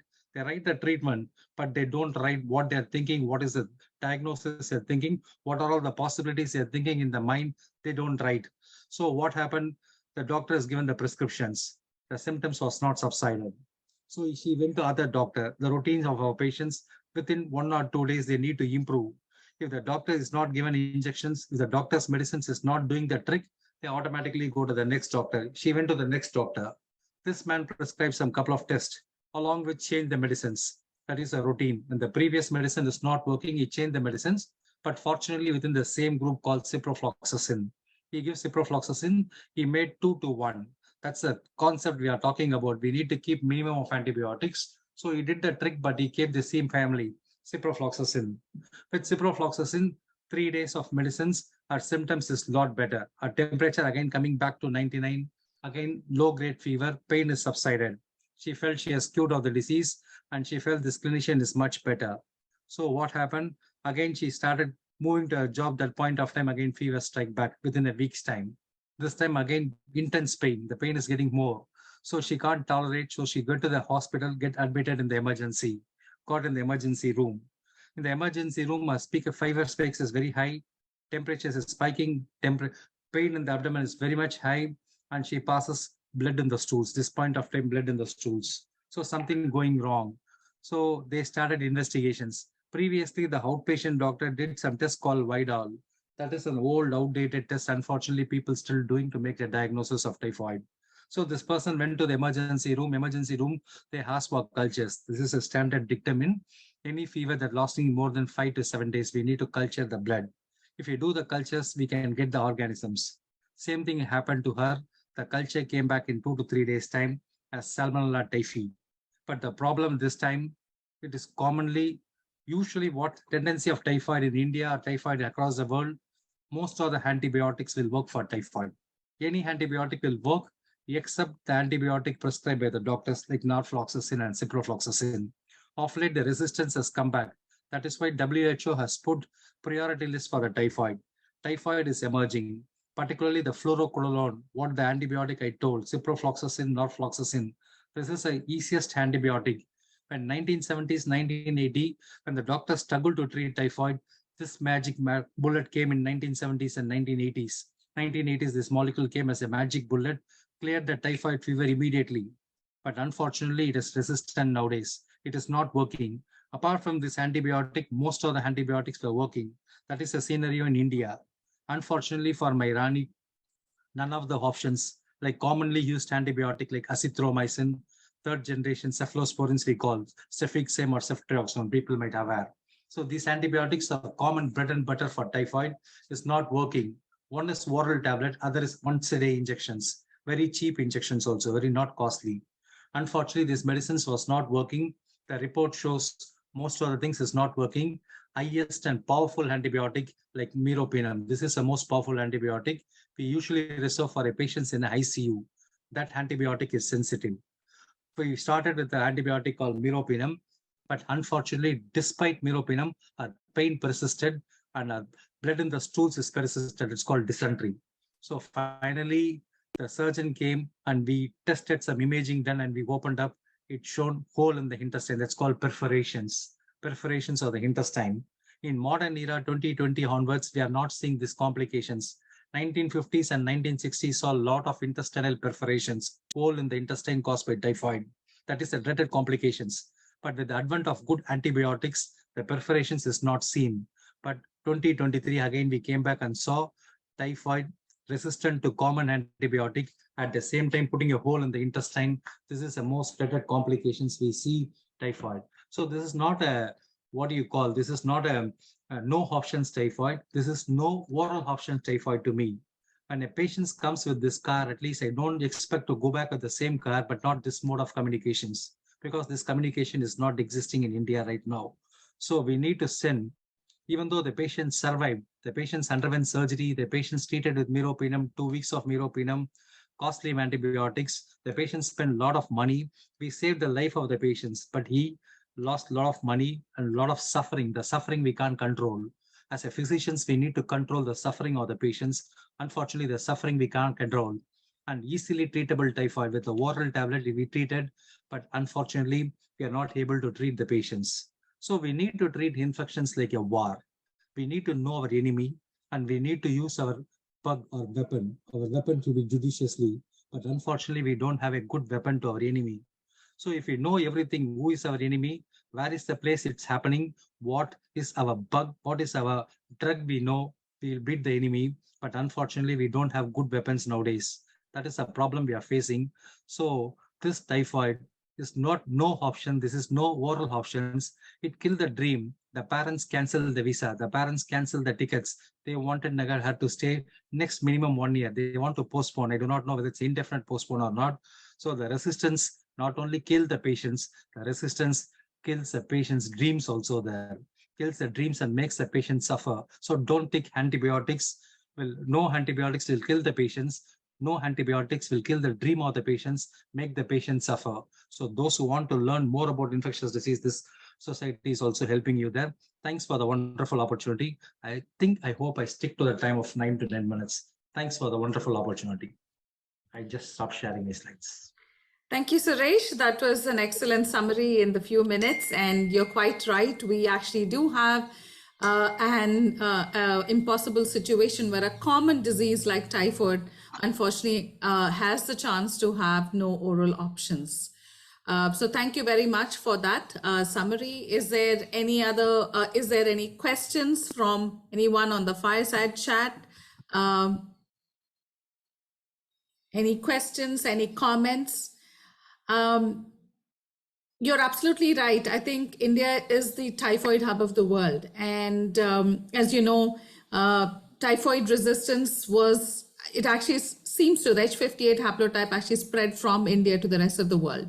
And the Indian subcontinent has to wake up and do something about it. And thank you for letting us know about the various other options that are there. So you're absolutely right. Oral options, yes, we only have azithro for the time being. And unless we all use the antibiotics we have wisely, we have, unfortunately, a situation where we will lose the only oral option of azithromycin that we have available to treat typhoid on the Indian subcontinent. Any questions or comments from anyone around?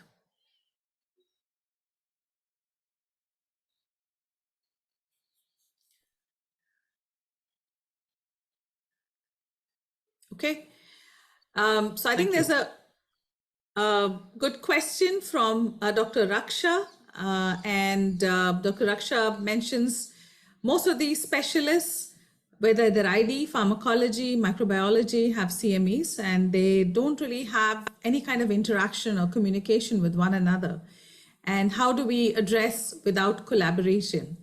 Do you have any thoughts about this? And I think, Suresh, this is a general question. Anybody else is also free to answer this. A lot of things coming up. No, you are the society's secretary there. It's Infectious Disease Society in India has got a society, and Priscilla is a secretary at this point of time. And Dr. Ghafoor is working on the Antimicrobial Research Trust. And I am working with the best of ideas. This is a small startup there. So a lot of interactions medium we people provide you there. As a society level, as an individual trust or individual setup, we are doing a lot of providing. Only thing we need to have interlinking is missing. That's what we are working on it in the future. What you say, the crosstalk is going to happen. We are trying to improve our individual person as an individual ID person. We are working on it. And similarly, the society is also working on it. So we can provide, but we need to provide opportunity. We need to provide time, and we need to interact. It's possible that we start emerging, but we need to go in a bigger way. Definitely, it's possible with everyone's stepping in. I think Dr. Ghafoor might provide more information this one. Ghafoor, do you want to just make a comment quickly before we go to the second speaker? Oh, no, we'll discuss at the end of the session, Priscilla. Okay. Yeah, we can do that. All right, so we do have a couple of questions which we will hold to the end of the session. So we'll go on to the next speaker, the topic being a transplant saga and the super CMV. We've been hearing about bacteria. Now let's hear about a different kind of patient population and a virus which we all dread. So it's my pleasure to introduce Dr. Vasant Nagavekar to the group. Dr. Vasant is an ID physician from the Leelavati Hospital in Mumbai, and Dr. Vasant is also the upcoming Secretary of the Clinical Infectious Disease Society of India. So handing over to you, Vasant. Yeah, thanks, Priscilla, for that kind introduction. I think I have a recorded talk and I'll be listening to that. Okay, Mayank, okay. Good evening, everybody. I'm Dr. Vasan Nagvekar, infectious disease consultant at HN Reliance Hospital and Leelavati Hospital, Mumbai. Dr. Gafur has taken a great effort for this no option, and I think every person in India should know that we are going through an extensive resistance problem, not only in bacteria, fungal, but even viruses. And I'm going to tell you a story about cytomegalovirus resistance and how difficult it was for the family and for all of us to get this medication. So here we have a 27 years male person who had acute fulminant hepatic failure, who was transplanted, live donor liver transplant. And after the liver transplant, he was doing well. He did have some CMV viral load copies. And so he was put on prophylactic valganciclovir.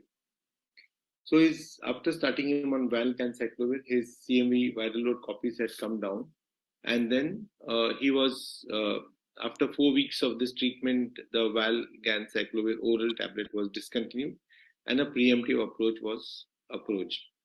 He was discharged only to come back after 1 month again with liver enzymes rising in a post-liver transplant. So that's quite a serious issue. And he had fever also. So he came with fever and he came with liver enzymes which were increasing. Okay, so the possibility is normally whenever you have liver enzymes increasing a liver transplant patient is that it could be infection, which was ruled out completely. There was no evidence of sepsis. Was it a rejection or was it something else going on? So we did his liver biopsy, and the liver biopsy showed that he did not have any rejection, but he had CMV inclusion body seen in the liver tissue. Plus his CMV viral load, which was done in the blood, was around 1 lakh copies.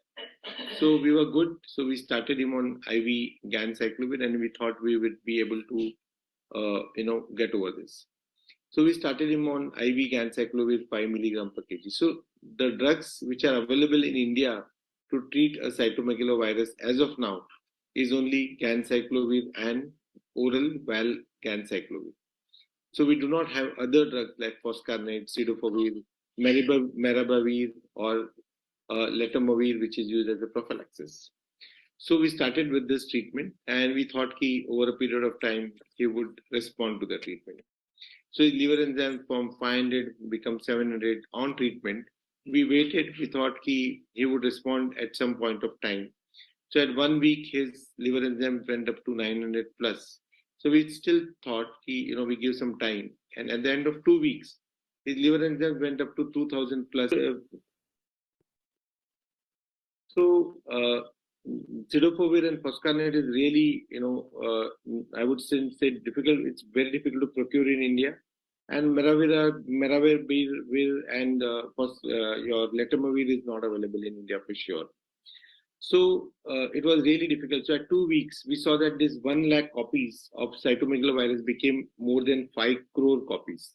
So then there was something wrong which is going on in this patient, and we increased the dose of ganciclovir to 15 milligram to 7.5 milligram per kg 12 hourly, and we repeated the viral load again after a week's time, and we saw that the liver enzymes had gone up to 2000 plus, and the CMV viral load copies were still more than 5 crores, and he was just not doing well.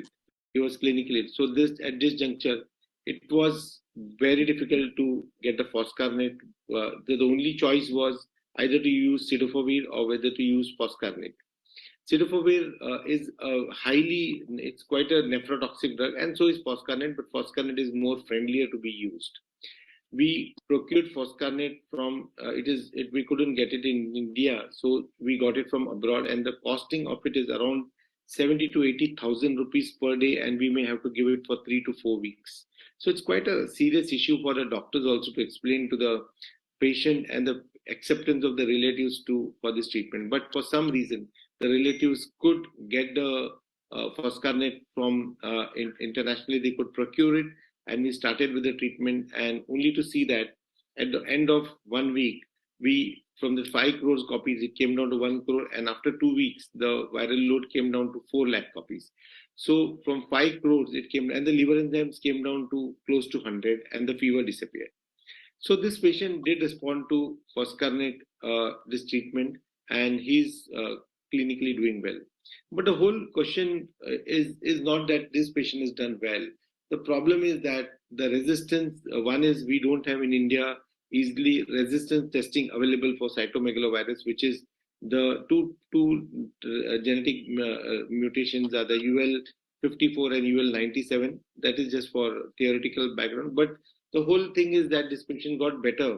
But what is more important is that we in India, if suppose this patient couldn't afford or we wouldn't have been able to achieve this postcarnet for some reason, I think we would have had a bad clinical outcome of these patients. And I'm sure similar patients may be having across India, and then we have no options but to let this patient not do well. So we are just left with only ganciclovir. So across the world, when foscarnet and cidofovir and maribavir is available, I think it's India to take the lead to manufacture not only these drugs but maybe invent in more to get into more invention of other cytomegalovirus drugs available to be made available, or to make more research on this subject in India, so that we have more available options for our Indian population. And because now transplant, whether it's a stem cell transplant or solid organ transplant or other immunocompromised condition, I think we are seeing quite significant cytomegalovirus, and it's high time that we should move away from having ganciclovir. Of course, is the best weapon we have, which works in more than 90-95% of the patients, but then 5 to 10% of the patients, we do require foscarnet or cidofovir or maribavir, or maybe we should have an option instead of valganciclovir to have letermovir as an option. So this case illustrates how difficult we went through this patient, but luckily this patient could afford that foscarnet. But I'm telling you, it's very difficult. 50 to 80,000 rupees per day. We gave it for 4 weeks, and now after that also is a big question mark, because most likely this patient must be having a ganciclovir resistance. And the question is that how do we further prophylax? The only way to prophylax would be to use possibly letermovir, but again that drug is not available in India. So I think it's high time that India, we have these drugs manufactured in India by our Indian companies, so that it's made easily affordable to the patients. And also we have more research on these viruses, cytomegalovirus, HSV, what are the various options available, not only the treatment options, but I would say even investigation wise to find out the resistance of this genotypic resistance, as well as to have the antiviral drug resistance for our patients. I think we should much move ahead of time, what is along with what is happening in the Western world in the medical ethics. So I think this case illustrates how difficult it was for us to get these patients out. Thank you so much for your kind attention. Thank you, Dr. Vasant, for bringing home to us another common clinical problem we face. And ganciclovir resistant CMV is difficult to diagnose, not just difficult to diagnose. After that, we really have issues with procuring available treatment options. So it's not just CMV. Actually, when we face problems with ganciclovir, whether it's for other drugs, like for other bugs like parvovirus, we have the same problem, and foscarnet is actually not available. It's much more toxic and can be very, very expensive to actually import for our patients. So indeed, another fantastic example of where there are no options, clear-cut options that are available. Now we'll go on to our third important and interesting title, Superbugs and the Money Heist. And it's my pleasure to introduce Dr. Saurabh Pandey. Dr. Saurabh Pandey is a senior consultant in the Department of Critical Care at Max Super Specialty Hospital, and he's also the coordinator of the AMR section of the Indian Society of Critical Care Medicine. Welcome, Dr. Saurabh, to this session, and we look forward to your talk. Thank you very much. I would just like to thank AMR Declaration, Dr. Gafur, and just correction in the introduction. I think my next speaker is Dr. Saurabh Kumar Das, who is a consultant of critical care medicine. I'm a consultant physician and an ID specialist working in Gorakhpur, Uttar Pradesh. And I'm here to narrate a case from a rural background. So we generally don't get to have the vision of a rural background. So we had a 60-year female, was a known case of diabetes and hypertension, and she had urinary tract infection. Right from the start at the rural center, she was prescribed antibiotics, four in number, without sending any basic investigations, was treated for 5 days. Since there was no big relief to the patient was referred to private hospital where I was working in the city. So we assessed the patient and then we sent the blood culture of the patient as well as the urine culture. Then we found that the patient had community acquired multi-drug resistant infection of the urine, and she has begun to develop pus around the kidney. So at this point of time, this patient, who was middle class, rural background, without any insurance coverage, had to put on a treatment that antibiotic alone worth of 12,000 per day. Over the next 4 to 5 days, there was minimum improvement in the patient. So we stacked up our antibiotics, following which by fifth to sixth day, the patient began to have marginal improvement. But as we know that we are facing multi-drug resistant hospital acquired infection at the same time, this patient unfortunately developed a pneumonia which was hospital acquired, and it was resistant to the known antibiotics to us. That is, it was a colistin resistant Klebsiella. So we decided to put patient on Astrinam and the modern antibiotic in form of Zevicipta. The alone cost of this treatment was 20 to 25,000 per day. Under such circumstances, the patient without any insurance coverage began to become hopeless regarding their financial status. And therefore, the patient asked us about the prognosis of the patient. The patient, who was already recovering from a multi-drug resistant infection, developed an overriding multi-drug resistant infection, and the cost of the treatment doubles. Therefore, after 3 days of treatment, the patient requested us to let the patient go. And after 9 days of treatment at our center, the patient had to go because she had no other option left. In this regard, we advised the patient to visit the nearest medical college, but the patient attendant had become so hopeless with the amount of money that was spent and the minimal improvement they found. They preferred going back to home.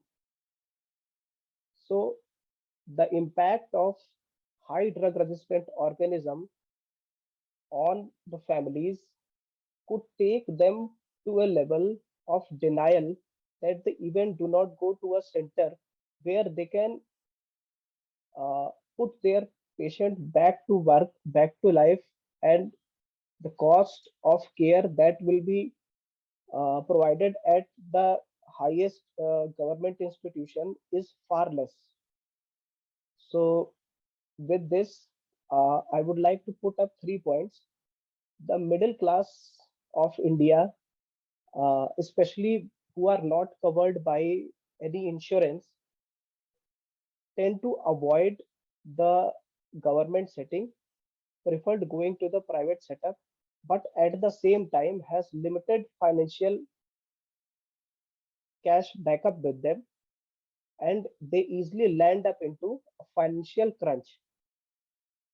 Second point which I would like to add is the present PMJY Yojana, that is Ayushman Bharat Yojana, have to focus on providing separate package for MDR organism infection. Thank you very much. Thank you, Dr. Saurabh. We have chicken food for the soul, and we also have Dr. Ghafoor next talking to us about the chicken diaries, the colistin-resistant superbugs. So over to you, Dr. Ghafoor, and Dr. Saurabh Pandey, please remain with us, and we'll take questions after. Dr. Priscilla, instead of me, Dr. Saurabh Pandey will be present in the case. I'm not a panelist. We have changed the session. Sorry. Okay, so in that case, then we will move on to the next person and the next present. Yeah, can I interrupt? Sure. Yeah, ma'am, there is Dr. Saurabh Kumar Das. Was the last recording that was going on was with me or Dr. Saurabh Das? It's okay. Now next will be Saurabh Kumar Das. Okay, thank you. Thank you. There's lots of confusion. Saurabh Pandey and Saurabh, we both shared our name and shared a topic also. So anyway, thank you, Dr. Ghafoor and AMR Declaration Trust for giving me the opportunity to participate in this webinar. Since the topic is same, I would tell you another story. And this story is about a boy called James, and he is around 20 years old, and he was from my native place, Guwahati. He was not very good at studies, but was a brilliant singer. Naturally, he was extremely popular in his college. One day, he told his father, "Papa, I get tired very easily for last couple of weeks." The father took him to a doctor. The doctor did some tests, and they found that his hemoglobin was very low. It's 5 gram, only 5 gram per deciliter. So he was referred to a hematologist. Again, some tests were done, including bone marrow biopsy, and they found that he has some leukemia. This news was a ball from blue for the family. The doctor advised him for bone marrow transplant, but his father was a teacher, and it was difficult for him to bear the huge cost of the treatment. He sold some of his ancestral property, into money from PPF, and they came to Delhi. Before coming to Delhi, James was having some urinary tract infection, for which he took some injectable antibiotics.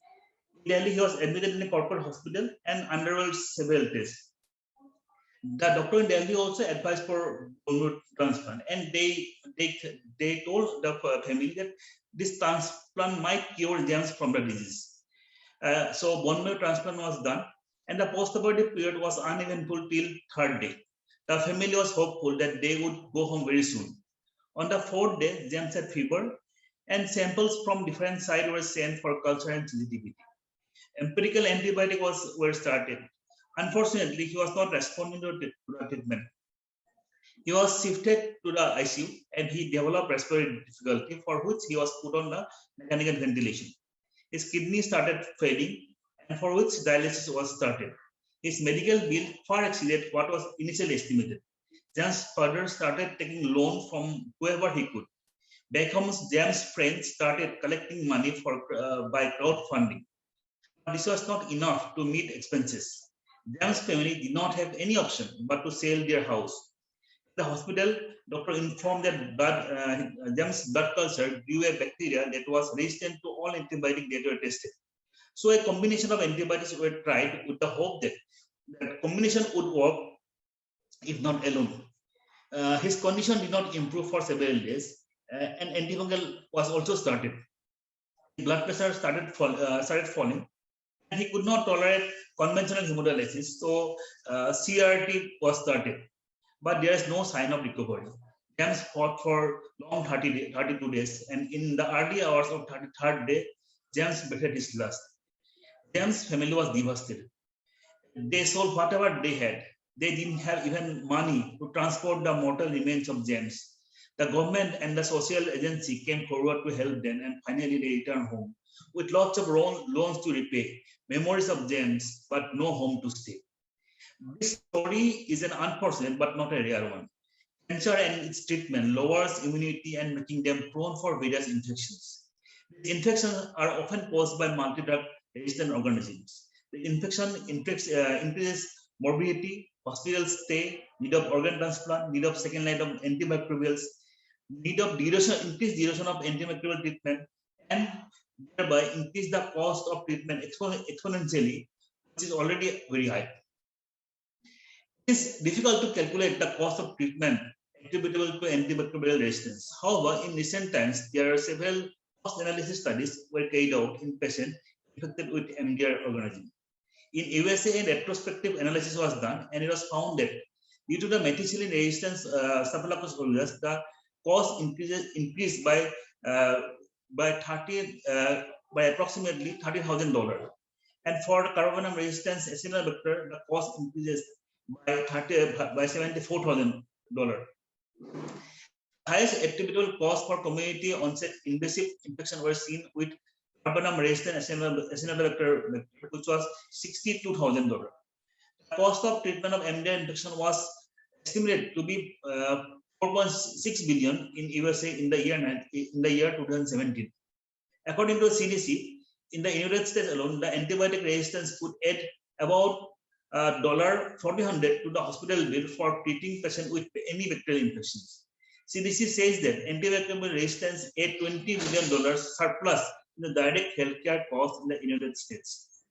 According to different studies, it is projected that AMR could cost from 300 billion to 1 trillion annually by 2015 worldwide. We have also few national data regarding the cost due to AMR. A recent study by Sinha et al. They found that and health economic market TB treatment in Mumbai competed. The individual could spend 2 years and of his total income to get rid of TB, MDR TB. One family who was part of the study spent 25 lakhs in 2 years to purchase for ATT, to spend for doctor fees, hospital stay, etc.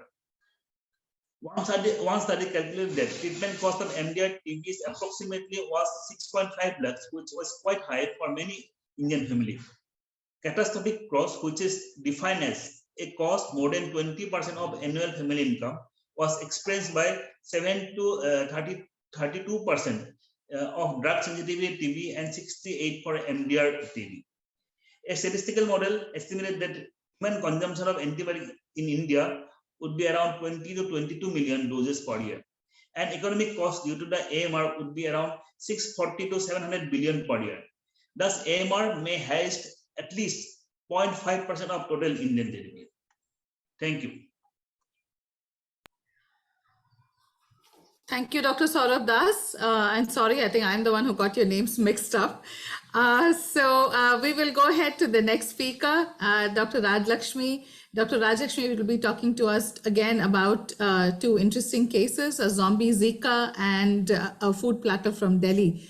Dr. Rajlakshmi is an ID physician from KIMS Health. She's also the AMSP and the infection control lead of that particular hospital. And she's very recently concluded a successful AMSP workshop in Trivandrum. Over to you, Dr. Rajlakshmi. Thank you, Dr. Priscilla and Dr. Kafur for arranging this meeting. And I think it's a very, very important one. And the topic that is I'm going to talk about is zombie Zika and the tiny head. And probably by this time you would have guessed what the tiny head is. You know, India is endemic to variety of mosquitoes. You know, you name a mosquito, it will be there. So it's very, very important that vector control plays a priority, because most of these mosquito-borne illness doesn't have a proper treatment. So if you largely divide as mosquito-borne illness, in India, malaria is very common, you all know. We have treatment options. And the other important, and it is caused by Anopheles. And the second important large group of mosquito which can cause series of illness, viral illness, or the Aedes aegypti type. And India is all over, it's common, it's very, very common all over India, but it is also seasonal. So we should be aware of how to prevent this mosquito-borne illness. Why I'm telling is, there's no great treatment option. Many are symptomatic supportive measures. There is no good vaccine as such. So if you ask me, what are the infections that is caused by these Aedes group of mosquitoes? It's commonly causes dengue fever. And recently we have had cases of Zika. That is what I'm going to talk about. It also can cause yellow fever and chikungunya. So a mosquito can spread several viruses depending on what it carries. And frankly, none of the 4 viruses that I've spoken about, what this causes, none of it has antiviral medicine. And certain infections can be serious. For example, dengue can bring in a patient to the hospital if they have severe hypotension, bleeding, or a low platelet, and sometimes patient may even die of dengue. So it's important that we be aware of mosquito-borne illness, because it is a public health measure to prevent vector-borne illness by reducing the vector load.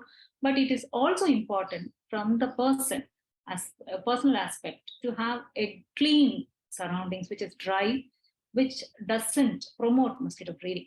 So Aedes is very peculiar in the sense it actually it's an indoor mosquito. So you need not lie outdoor or go outdoor to get this mosquito bite. It may come in, and within the house, if you have any waterlogging or any water, even pots which where is a waterlogging, or small cups which is not drained properly, this mosquito can breed and it bites during the day. So it's important that we are aware of this. And Zika, you may think it is a mild illness. Generally, yes, but in pregnancy, it can be a serious issue. Because when we had the Zika in 2021, among the COVID outbreak, we had this confusion of patients coming with viral fever, like illness and rash, joint pain, and some had red eye. Then we initially suspected the common things, because Zika was never reported in Kerala at that point in time. So we never thought of Zika, because we know it could be measles or something. We evaluated, and finally we made a diagnosis of Zika, which is a surprise. So then we have a new disease coming into our state. So this is been reported in Tamil Nadu, in Rajasthan before. Unless you control, you will have a recurring problem, and then this becomes endemic. So when it is occurring annually, like dengue is endemic, then you have a problem if it affects the pregnant women. So in generally, otherwise, it is a mild illness. You give symptomatic measures like paracetamol and you're better. But in pregnant women, it can affect the child, the unborn child, and then they can develop small head called the microcephaly. So we had an extreme panic among the pregnant women at that point in time, because many could recall some mild viral fever with rash few weeks ago. So they were queuing up for scanning, and some even opted for abortion. So that is some amount of mental trauma that it could cause, even the illness is mild in specific population. So I'm bringing it up, this as an important thing, because this virus doesn't have a great treatment to cure. If it causes severe illness in adults, sometimes it can cause neurological illness called the GBS. We don't have a good treatment even for pregnant women. It is all preventive. Second is, we don't have a vaccine in hand as a preventive measure. So it is all about vector control. It's a public health measure, as well as at the personal level. We should all take care of good sanitation and hygiene, keep our environment or our surrounding within an immediate surrounding, not waterlogged and dry. Especially this can be post-seasonal, like a monsoon. So you have to be extra careful. And people may incur loss of work hours, school days, as well as sometimes debilitating joint pains. So prevention is better than cure. Thank you. Raji, do you have a second case for us, the double whammy of a food platter? Please do go ahead with it. Thank you very much for talking to us about Zika and the cases that you've experienced. Thank you. So the next case that I'm going to talk about is another tragedy. So this young girl, it's a real story. It's a young girl who went to North India for a short trip, and she came back with a horrible disease. When soon after she returned from North India, she went on a 10-day trip. She became unwell on the return journey. The sense she had fever, vomiting, and then later found to have acute hepatitis, what we call the liver inflammation, where the liver enzymes go up and the patient develops jaundice. So it was a diagnosis of acute hepatitis because the patient is so unwell. She was referred to our hospital, and then we made a diagnosis that it is caused by hepatitis A. So what is the big deal about it? Hepatitis A is very common in India. India is endemic to hepatitis A, and majority improve without major illness, and it can be treated at home in many of them. But then some require hospitalization, some develop serious illness in the form of liver failure, even requiring transplant. So when this patient came into a hospital, she had jaundice, she had vomiting, she had some features of liver failure because her clotting was a problem, she had low blood pressure.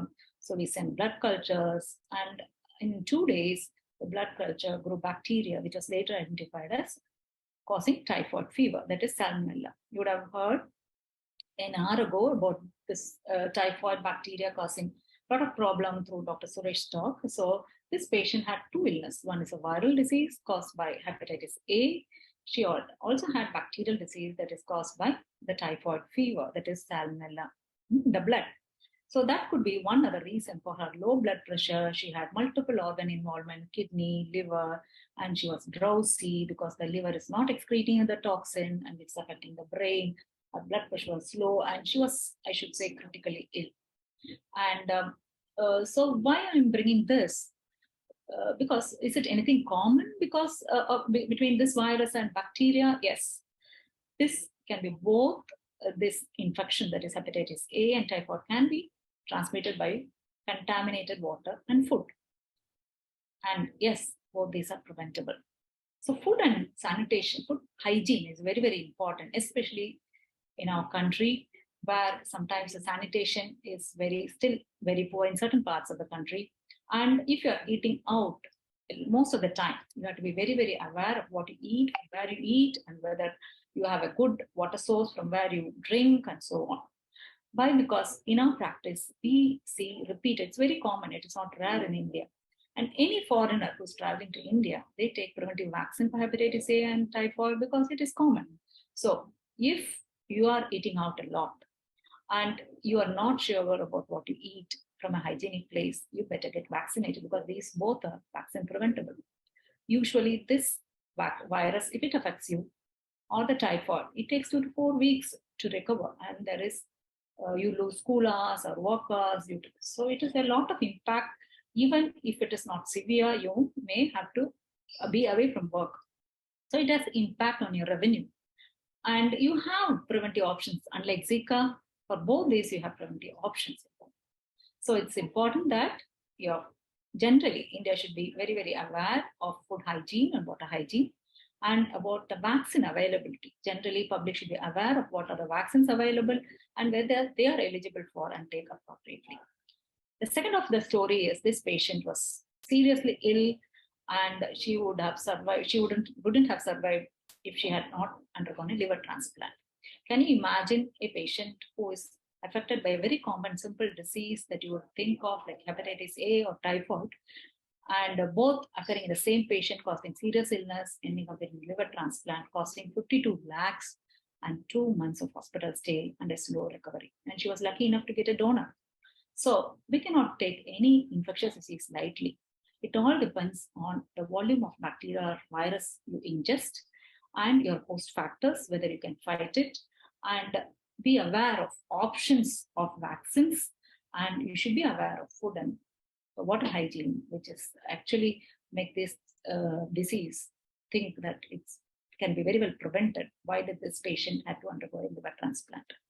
Currently, she is doing well, but it has caused humongous for the family. And with all the support, she was able to recover. She was lucky to get a good donor, a relative. And this story ended well, but with a lot of lessons learned for all of us and for the general public. Thank you. Thank you, Dr. Rajlakshmi. Indeed, a story which is quite tragic, both eminently preventable diseases, both fecal-oral transmission, exactly the same way that they are actually transmitted.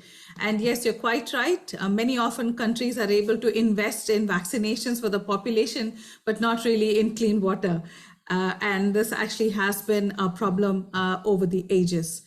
So yes, anyone can be infected by superbugs. And so to wrap this session, we invite Dr. Sabine Kapasi. Dr. Sabine is a Global Strategy Lead from United Nations Disaster Assessment and Coordination. She's also an advisor to the National Health Authority. Dr. Sabine, we look forward to you talking to us. Thank you so much, Dr. Abdul, for calling me for this. Thank you, Dr. Rupali, for the introduction.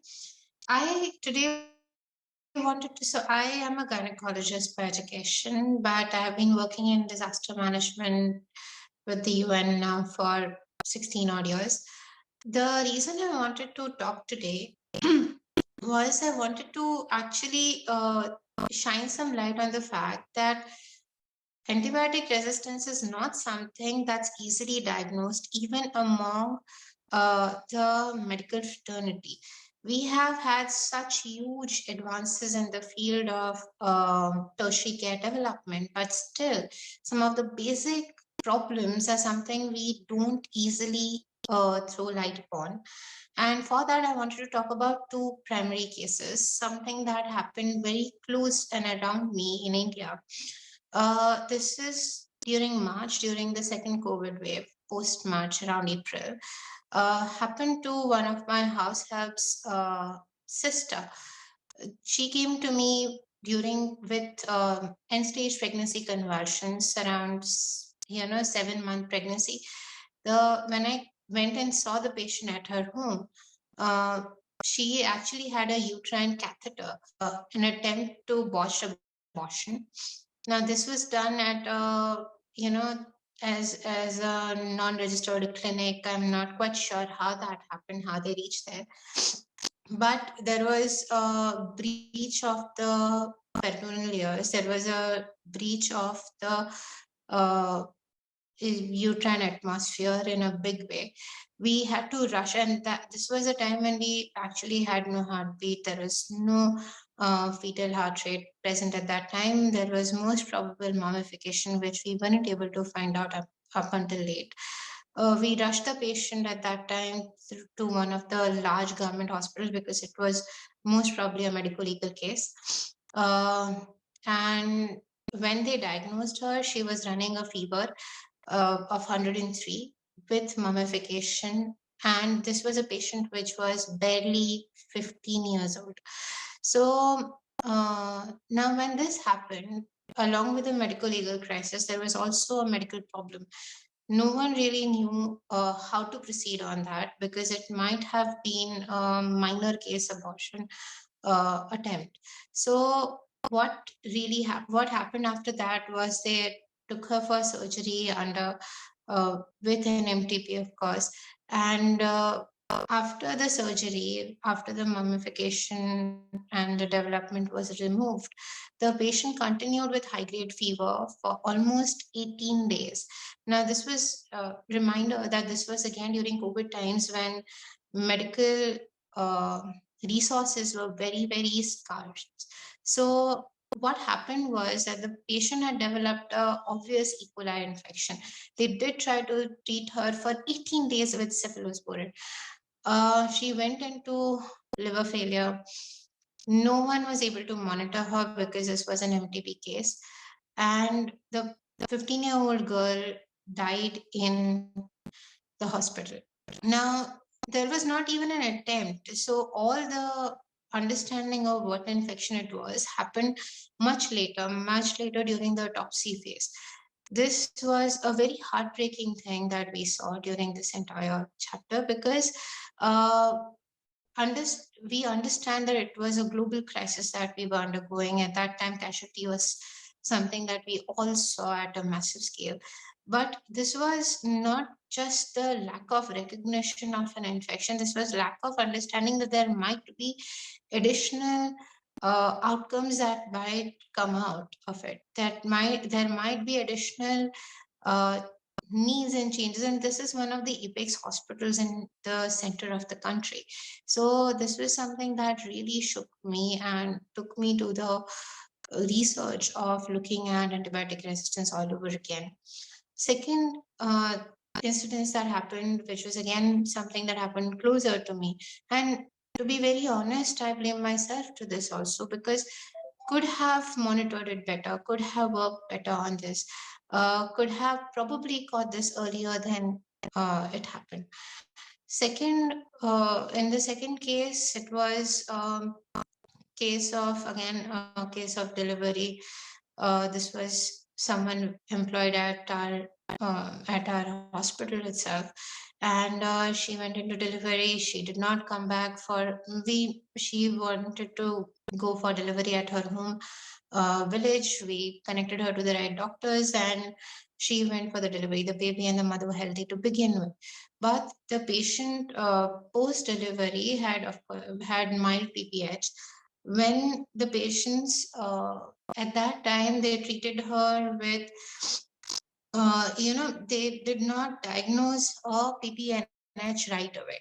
So what happened was the patient kept on bleeding mildly for almost 20 days before PPNH even testing was done. And when that happened, she was diagnosed with PPNG. We very soon brought her back to the hospital and treated her for it. Thankfully, the patient made it back, but she lost, as Dr. Rajalakshmi has said, almost 3 months of time with her baby, because continuously to that she was showing symptoms. She was not able to go home. She was not able to breastfeed because of the stress as well, because she was on high-scale drugs.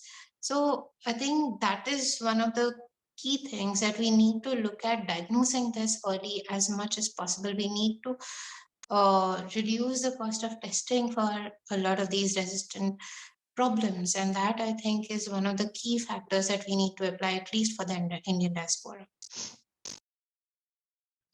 Thank you, Dr. Sabine, for those wonderful cases that you brought home to us. I think medicine is one field where we have so much of experience and emotion playing in every part of our lives that I feel this is one area where really artificial intelligence cannot take over.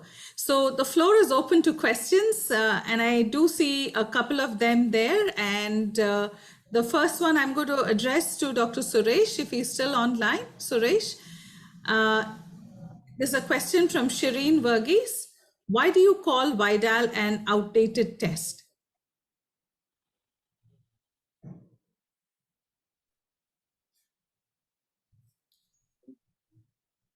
Suresh, are you still online?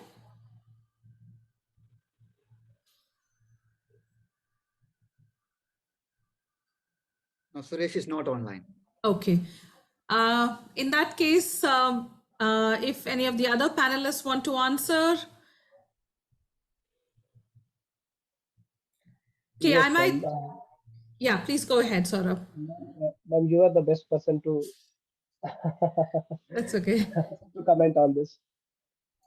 Okay, so Vidal is considered an outdated test specifically because it has very low sensitivity and specificity. You can be wrong 30% of the time, and it's very rare for you to be right. It is usually in the acute illness, it's not that great, but as 1 week down the line, you can probably look at the rise in titers and guess retrospectively that that was possibly typhoid fever. So Vidal is not really, though it was described over 100 years ago. Unfortunately, we do not have another serology test to replace this. And this is something that is done, unfortunately, all over the country. And this is one of the most important reasons for antibiotic abuse, I think. So Vidal, definitely an outdated test. We should not diagnose typhoid based on this test. It's a very important message to convey to each and every patient that you see in the clinic. So I will ask the next question that I see is from Dr. Roop Chandak. Is carbapenem reported as per CLSI? We don't generally report, and I presume he was talking about carbapenem resistance for Salmonella typhi being reported. Yes, we don't usually report it. Any of the panelists would like to take this?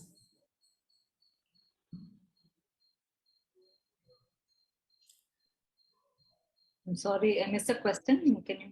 So I think the question was actually directed to Suresh. when he was talking about his typhoid patient. And I think he also described the ceftriaxone resistant typhoid that we face in Pakistan. So Pakistan, you have ceftriaxone resistance, plus you also have MDR-S typhi, which is basically resistance to ampicillin, cotrimoxazole, and chloramphenicol. So Roop's question was, do we actually report carbapenem resistance? And if so, as per CLSI, why don't we usually report it? We should not be reporting carbapenem for typhoid because it is a diagnostic supervision. Many of in the recent time, if you look at most of the salmonella is even susceptible to ampicillin and cotre. Actually, the susceptibility is returning back. We should be happy about that. We agree that some of the cases of typhoid, I find even non-salmonella typhoid, there is a resistance to ceftriaxone, more of ESBL, and even some carbapenem resistant. But salmonella typhi, the resistance to ceftriaxone is less. So and most of the time we find it is sensitive, even it is sensitive to cotre and ampicillin sometimes, and those are the first line therapies till now. So we need not even think about carbapenem susceptibility, and we don't routinely test nor report. So if you find any of this resistant, probably you may consider further test. Okay, thank you. So yes, I would actually agree with Raji with regard to carbapenem resistance. Yes, I think the question was based on the fact that all the ceftriaxone resistance typhoid in Pakistan was treated with meropenem. So does it work? Yes, of course it works. Should we actually give it? No, absolutely not, because we have azithromycin, a nice oral drug, which works for typhoid. And like Raji absolutely said, ceftriaxone resistance is not reported simply because they follow the CLSI guidelines. Will those guidelines change for typhoid in the future? Probably it'll take ages. If you remember, we reported the ciprofloxacin resistance in India in the early 2000s, but CLSI took 13 years to change their breakpoints. So probably it's going to be the same case. And yes, we do see a lot of late clinical defervescence in typhoid. So I think we are done actually, and I've got thank you so much to the wonderful panelists for those wonderful cases, elucidating to us how AMR is important, how we're running out of options, and how we need to be careful stewards of the options that we have left. So thank you very much, and we can wrap the session up. Thank you, Priscilla. For the next fireside chat, Dr. Yamuna will be the coordinator. Yamuna, over to you.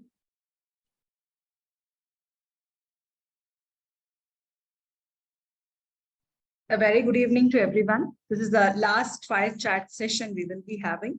The session will be chaired by Dr. Vidya Devarajan. She's a certified infectious disease consultant post FNB. She is also a certified infectious disease person from Royal College of Physicians. Currently, she is working as a consultant in the Department of Infectious Disease at Arela Hospital. Recently, she has been awarded as the Time Health Excellence Award in the year 2022. I'll be also introducing the panelist who will be talking today.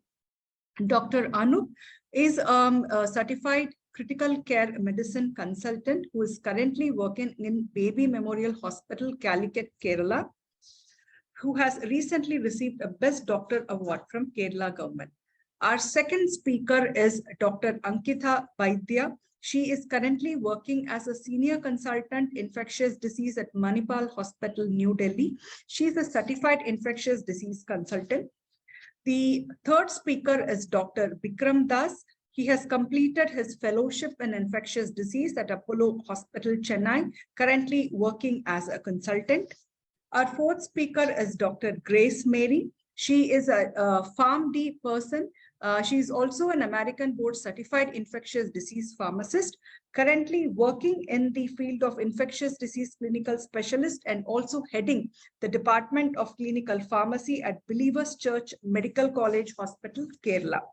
The next speaker is Dr. Ravi Teja, who is currently pursuing his fellowship degree from Apollo Hospital, post-general medicine, and he will be doing the sixth session. The last session is by Dr. Vidya Krishnan.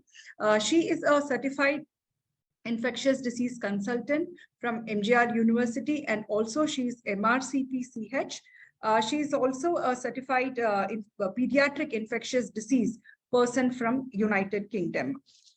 So over to you, Dr. Vidya Devarajan, to chair the session for the last fire chat round. Thank you, Dr. Emna. Thank you for the introduction. So not going to hold on for long. I think we have a very interesting platter in front of us. So we'll just go on to first speaker for the session. This is Dr. Vidya Krishna on Don't Breathe, a pneumococcal horror. I mean, like we all know, pneumococcus is definitely a major challenge in the developing countries, particularly when we have to deal with other communicable and non-communicable diseases. And none other than, I think, Dr. Vidya Krishna can tell us the impact that it has on the pediatric population. Yes, Dr. Krishna. Good evening, all, and thank you to Dr. Gafoor and the AMR Trust for organizing this and for giving us an opportunity to talk about the horrific stories that we face every day. So I'm going to talk about a case of a bad pneumonia in a child. So if you look at children, they're very prone to develop viral infections. Like a child in the school-going age group, say a 2 to 5 year old, on an average, will have, say, at least one episode of a cough or a cold in a month. And of this, sometimes some of them can turn into a pneumonia, right? So given that fact, it means that any child who's developing is going to go through at least one episode of pneumonia, has a good chance of going through that. And then if that becomes a very serious or a deadly disease with no treatment options, it's a real nightmare. So this case, I'll just directly go into the case and then I keep talking about the points that I want to stress on. So this was a young girl. She was like just about 3.5 years old. So born after a significant delay. So thought to be like what we call as a precious child, Like, so parents were really very keen about her, every aspect of the child, like any parent is, but then they were very sure that they gave her all the vaccines. They took care of her very well. Even if she had a minor illness, immediately they took her to the doctor.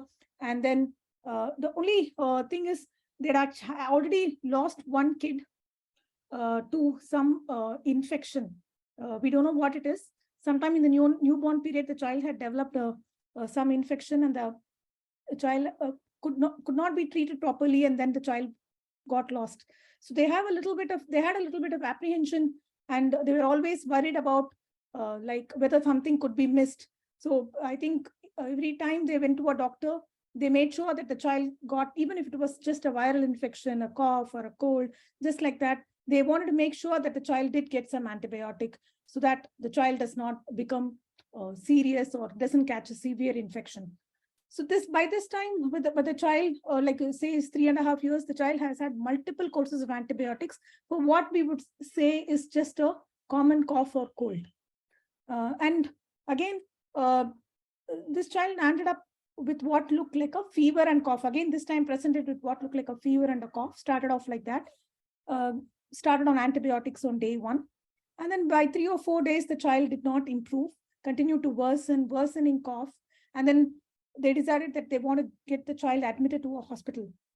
And again, this time they thought that they would choose a doctor who they had some reliability on. So they chose one of their own relatives who was an adult physician. And then this child gets admitted in a hospital outside and then gets started on treatment.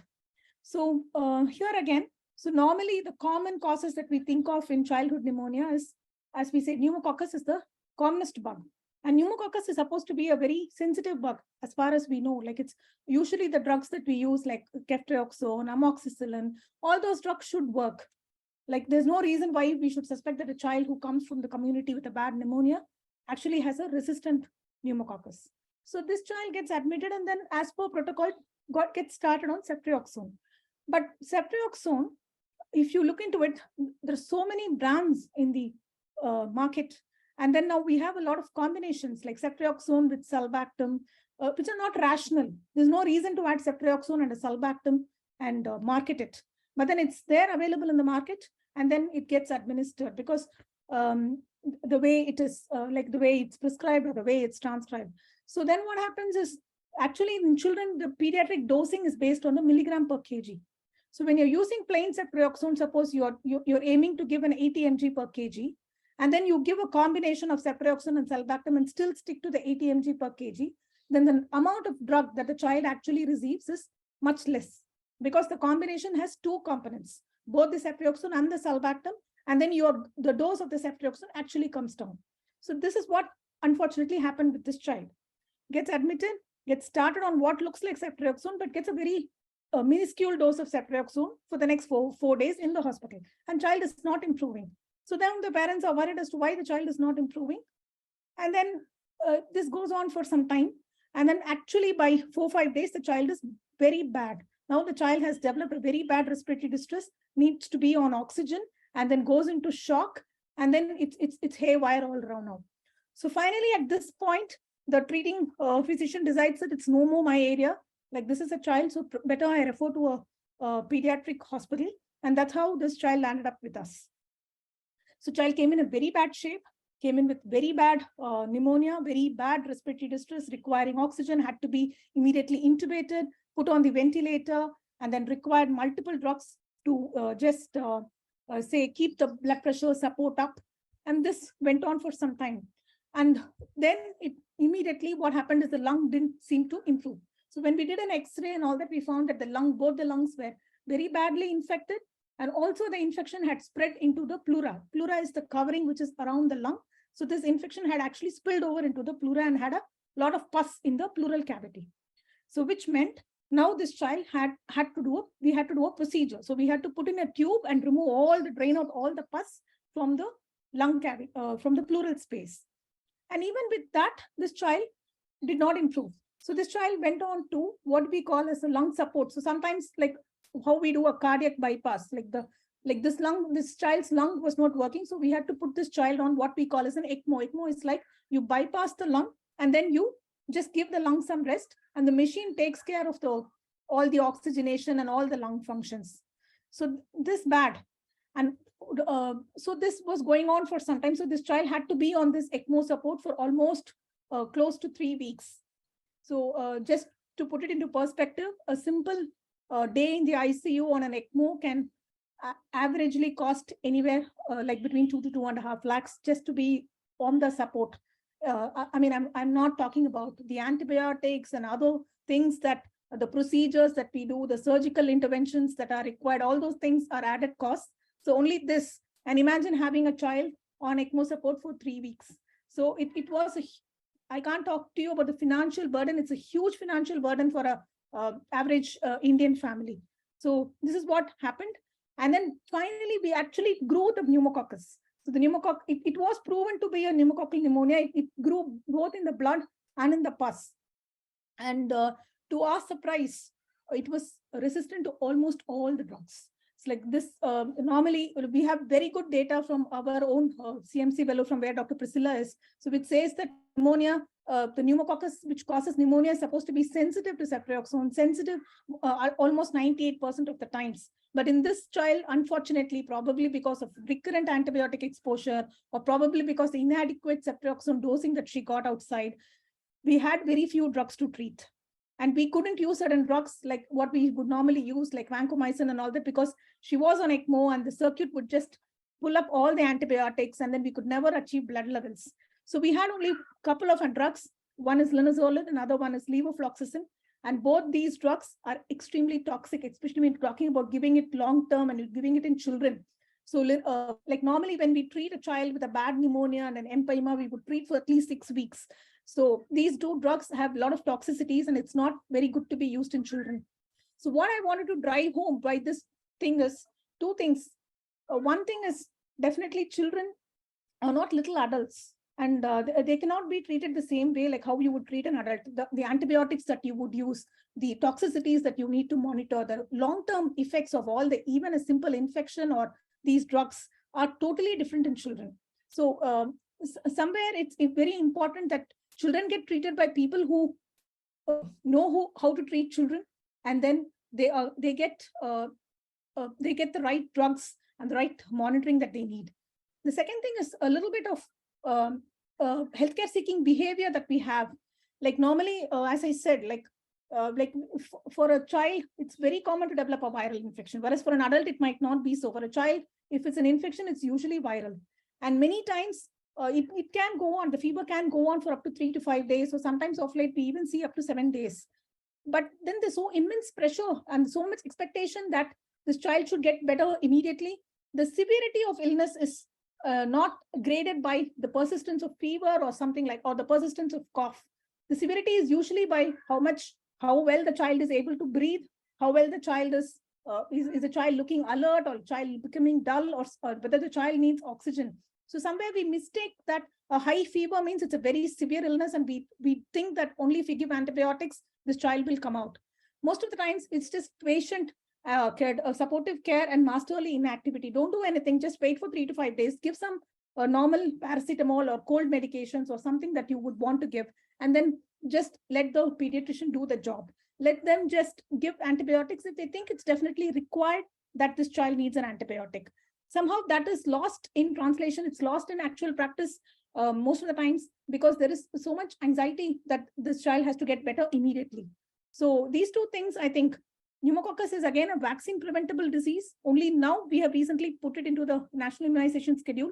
This child did get all the vaccines, but still had a breakthrough through that.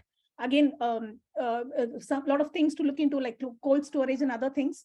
But I think the point to drive home again and again is just be patient with viral infections. Don't expect them to be relieved with antibiotics, and that shouldn't lead to something, a simple pneumococcus, which is supposed to be sensitive to all the drugs.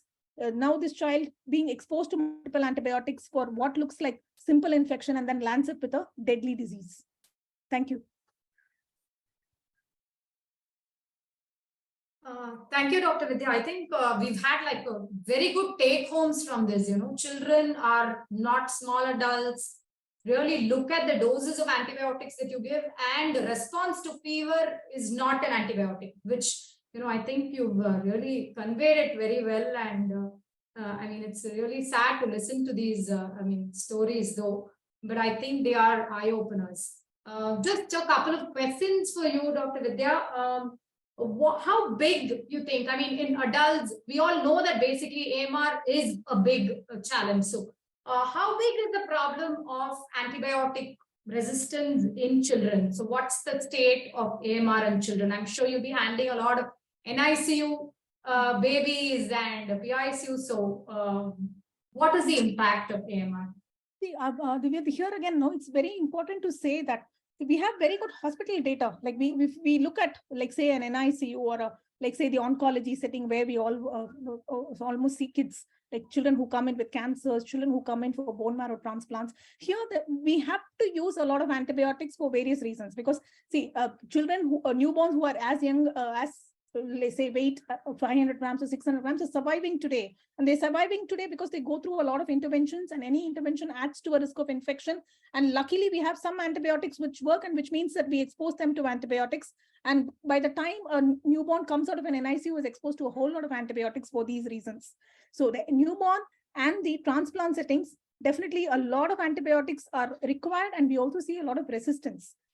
This one thing I want to stress, in the community, what actually happens, how much antibiotic does each child receive? What is actually the prevalence of drug resistance in the community? We have some data from ICMR, but I sometimes feel that children are often neglected in most of the research and most of the surveys and most of these data collection that we do. Most of these data comes from an adult centers, multiple hospitals. Pediatric targeted data is hard to come by. So that is again something to be stressed on. Pediatric oriented research, pediatric oriented surveys. Thank you so much about that. And what do you have like a take home for parents and public? How can they prevent pneumococcal infection? And what about some kind of tip for them when it comes to antibiotics in children? Because I'm sure you've come across this in your OP about stressing for antibiotics, in the outpatient when a child comes to you with fever, they just want antibiotics. So the first question first, like the first one was about how to prevent, right? So first thing is, basic hygiene measures. No, this is something which is worth emphasizing again and again. So if if you're sick, like stay away, like you don't go to crowded places, especially when you have an ongoing viral season going on, like say an influenza, or right now even the winter months, we see so many viral infections in children. So better to, I know it's a little restrictive to say this, but probably that's the best way. If you don't want to catch a cold or cold, don't go to crowded places.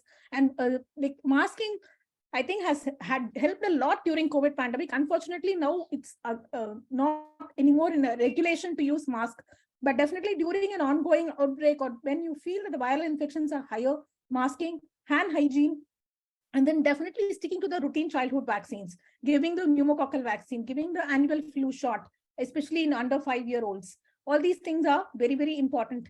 And now we also see a lot of typhoid in children. I think it got to do with a lot of travel outside and eating outside. So something that parents need to be very aware of. Be very careful where you eat from and what you eat. So food hygiene, water hygiene, vaccines, these are very important when you want to prevent infections in children. I'll move fast to the second question.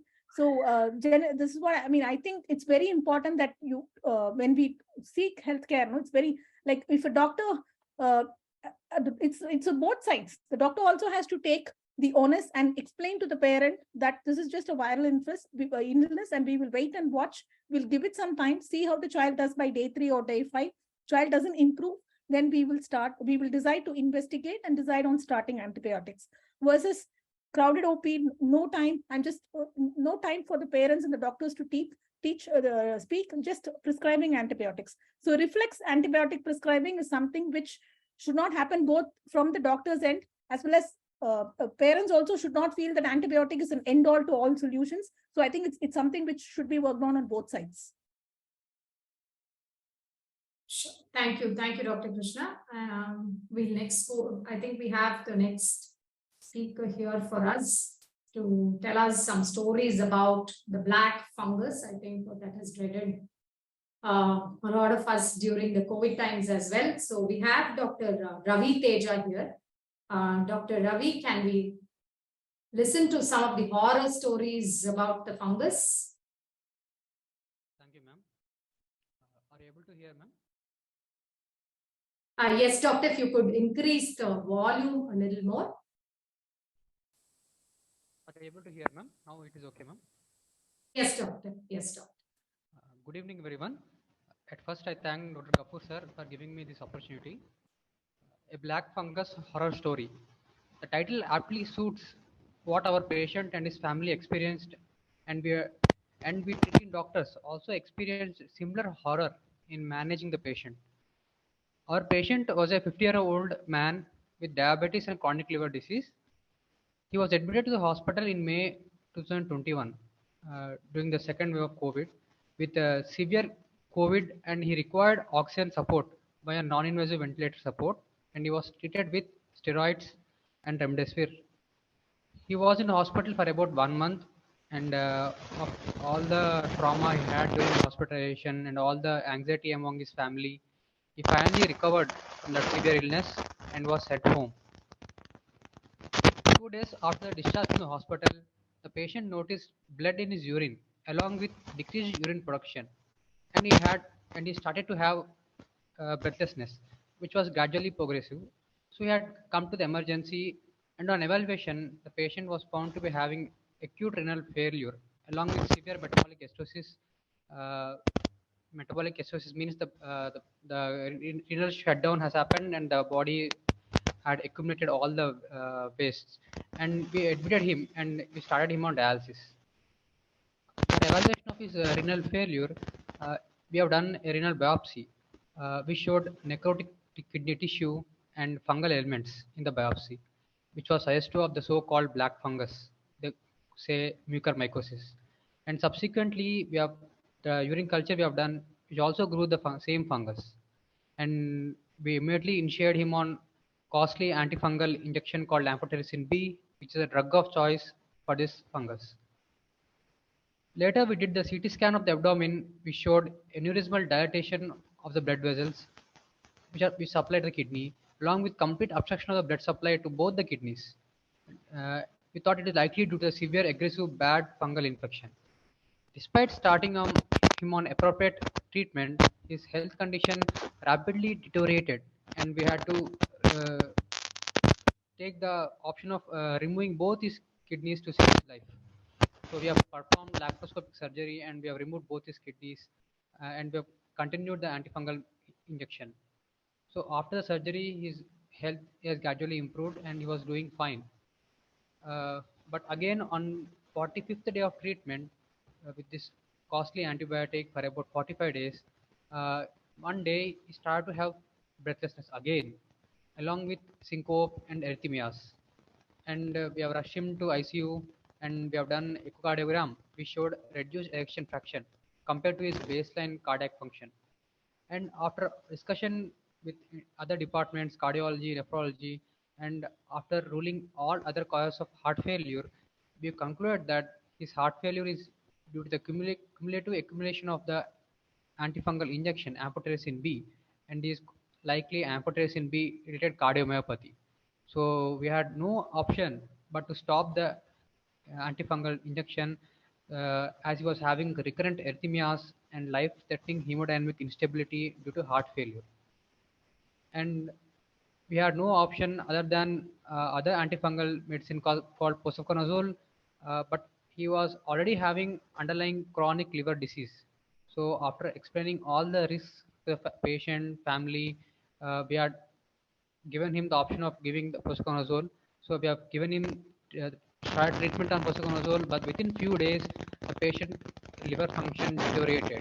And in spite of making best efforts, we lost our patient to a horrible black fungus for which we had no option to treat. This was the case we had last year, and it was very difficult to manage, and we could not save the patient because we had no options. I think that was really an interesting case, and that's the case with the and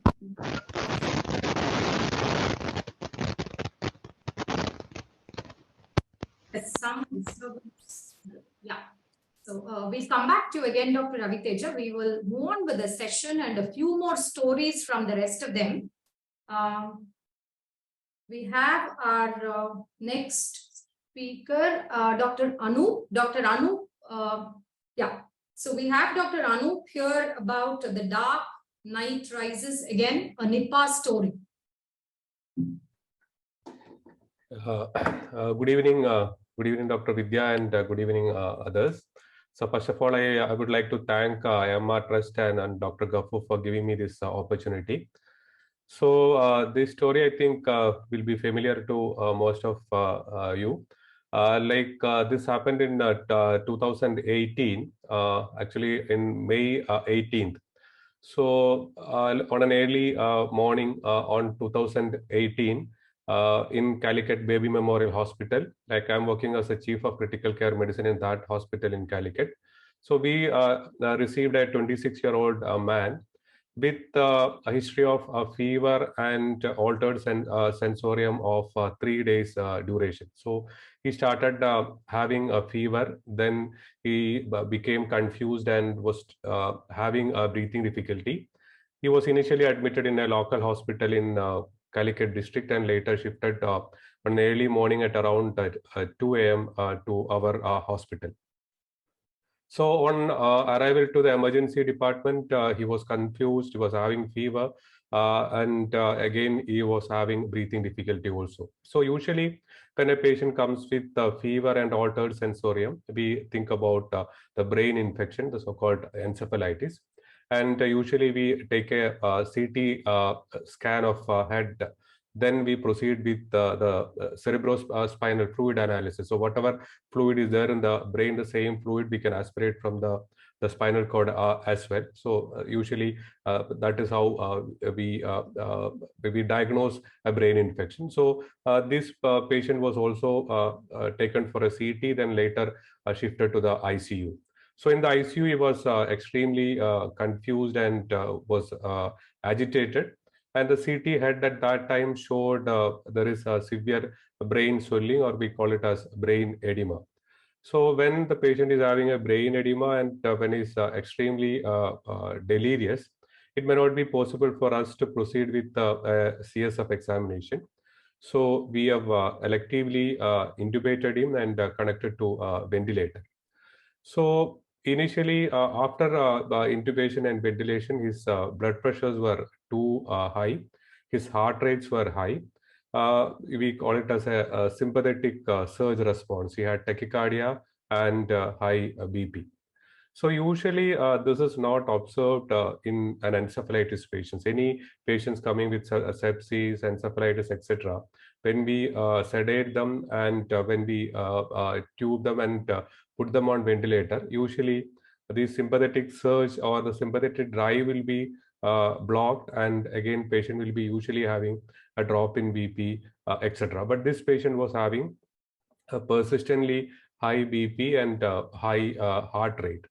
So he continued to be in that situation, and his lungs were also bad. We call it as something like a ARDS. So he had the X-ray, he had infiltrates, and in the ventilator also he was requiring high oxygen support and other ventilatory requirement, or he had severe ARDS. So in the morning, like as I've told initially, he had a severe hypertension, again increased heart rate, etc. But by the next day morning, like when we came for the rounds, he started dropping his blood pressure, and again the heart rates were also continued to be on the higher side. And the echo, when we repeated, it was showing heart dysfunction. Heart was not pumping properly. So probably a patient with an infection, when the heart function is deteriorating, we call it something like a myocarditis. So he was developing features of myocarditis also.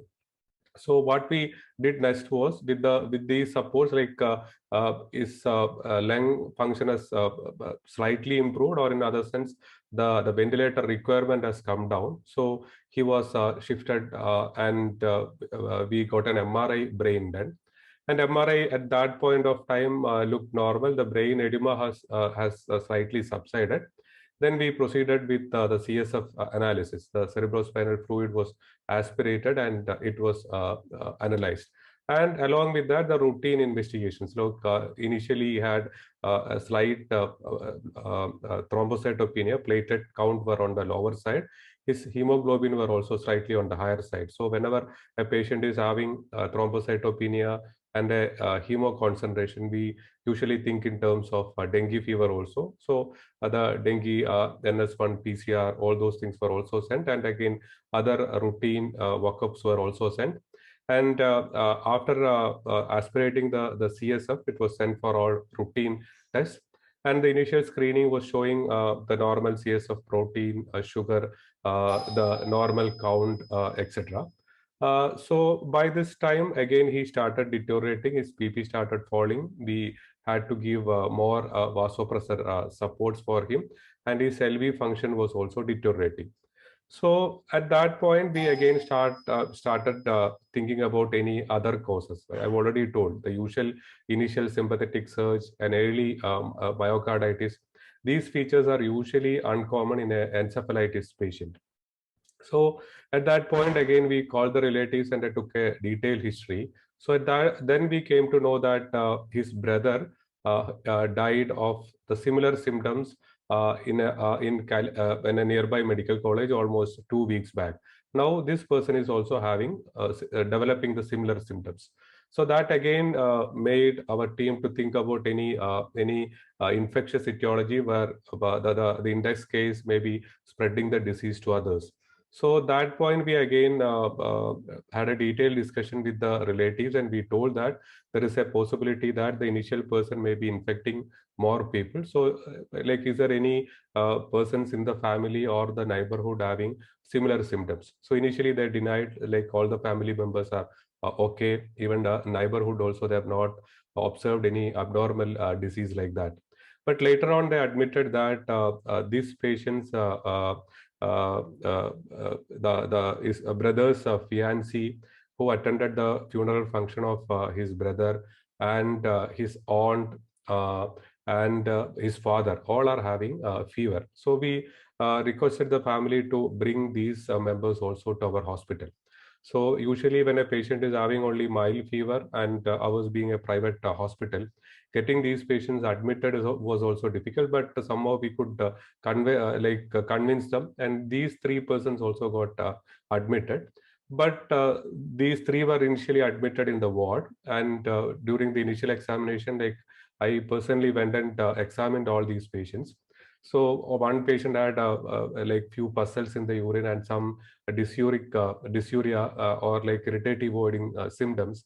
The other person had some cellulitic like features in the leg. Other than that, they were all looking normal. That's why we, just for observation, we admitted all these 3 patients in the ward. But these patients also became confused and was shifted to the ICU by the same day evening. And one abnormal features observed in that was the aunt who was admitted.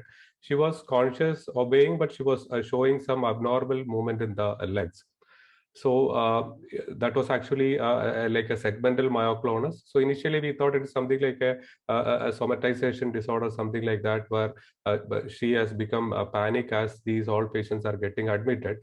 But she was not having any other abnormal symptoms. But in the ICU, again, she became more delirious. We had to intubate those 2 patients also. So by next day morning, we had the 3 patients in the ICU. The brother's fiancé was almost normal. He was still in the ward. So by the next day morning, we had 3 patients in the ICU with encephalitis, and one index case who died 2 weeks before. And these all patients were having abnormal features, like they all had the sympathetic surge, tachycardia, hypertension. They had segmental myoclonus. One patient had ptosis. Then the segmental sweating was also observed. So these were, and the myocarditis was also seen in all these 3 patients. And when we took a detailed history, again, they actually were their house was near a forest, it was an eco-friendly area there.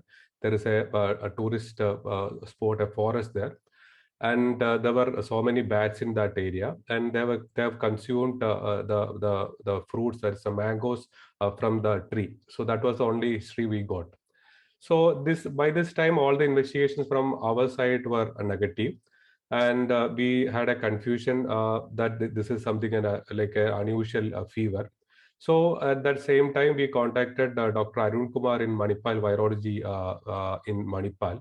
So we have discussed the case in detail with him, the clinical features, everything.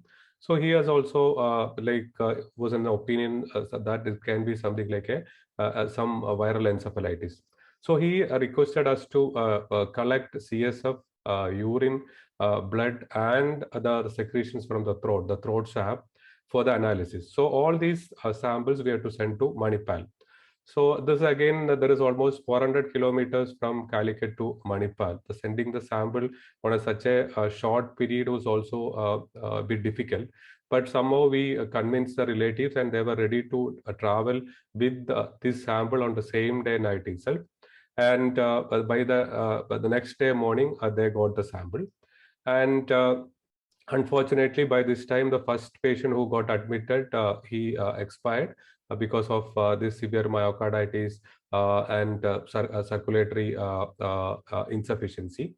And later only, the next day evening only, we got a report from Dr. Arun saying that he has identified an abnormal virus.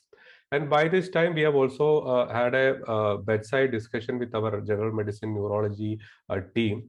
And we have again analyzed all these symptoms, which I've already mentioned, and again, the history of the contact with the bats. So putting all these together, the clustering of cases, these abnormal features like sympathetic oversurge, the segmental myoclonus, the ptosis, then the contact with the bats, we had a clinical suspicion that it can be a Nipah. And that was also communicated to the virology team and specifically asked for getting that test done. And later, the result came as it is Nipah, the PCR positive. And one thing the found at that point was the CSF, the PCR was negative. It was detected from the throat swab alone. All other samples were negative. By this time, like again, one nurse you all might have read, like who was carrying the first index patient got sick. She had mainly ARDS only without encephalitis. She also got intubated in Calicut Medical College and she died. So, and again, by that time, the government has also acted very well. They formed the team in the Calicut city itself, and we started observing all the contacts, and all the contacts of these patients were identified, and some of these contacts also developed symptoms. So altogether, we had 20 cases at that time, and out of 20, all 18 patients died, and only 2 survived who were only having mild encephalitis. And Sorry as far as to interrupt, Dr. Nanuk, like, can we sum up? yeah, I'm just concluding. So that you can take a lot of questions also in the end. I'm just concluding. So at that time, we were not having much treatment options. Only ribavirin, a few studies were there. So we have given ribavirin. And the monoclonal antibody was imported from the Queensland, Australia. But by that time, we lost all the patients. So even though we diagnosed a very rare disease, and again had to, we were able to control the outbreak. But again, there were no treatment option, and the mortality was too high. Later again in 2019 and 21, we had at Kerala like one case each, which there was no spread from that case. So that is all about this Nipah story. Thank you. Very, very interesting story, and it's an eye opener for us. I think there'll be a lot of questions towards the end. We'll come back to you soon. We have our next speaker, Dr. Grace and John. So far we've been talking about bugs. Now I think it's time to talk about how drugs bug us. So over to you, Dr. Grace. Thank you, Dr. Vidya. I take this opportunity to thank Dr. Abdul Ghafoor and the AMR Declaration Trust for giving me this platform to address, like ma'am said, the drug-related issues that we face in our common practices. So the topic is no strings attached, a need for drugs without interactions. So here I would like to present a case that is a bit of a complex one, but I will try and make it as easy as possible for you. So we have a 51-year-old retired Army Jawan who lives with his wife and 2 children, 2 daughters actually, in Bihar. And he was experiencing symptoms of fever and cough for over more than 5 months period. And initially he went to a local hospital for treatment, and because of the fever, like in everywhere, they used to get the 3 to 4 courses of antibiotics. He got antibiotics for his fever, but it was not subsiding, and he never found relief with the antibiotics alone. So during this course of illness, he started to lose weight profoundly and was becoming thinner by day. He looked emaciated and had no energy to do his daily activities. His local doctor actually advised him to go to a higher center because they felt that they couldn't handle this case, whatever was going on. So he advised to go to a higher center. But he had a history of TB like 2 decades before, in 1992 to be exact. And he was treated, and recently his daughter had the tuberculosis infection in her abdomen. And they know how difficult it is to treat such infections and the terror of that going somewhere. And the family was all worried, and the father especially thinking of his 2 daughters, the financial constraints, going to a new place, they got worried. So he decided to wait it out and see what will happen.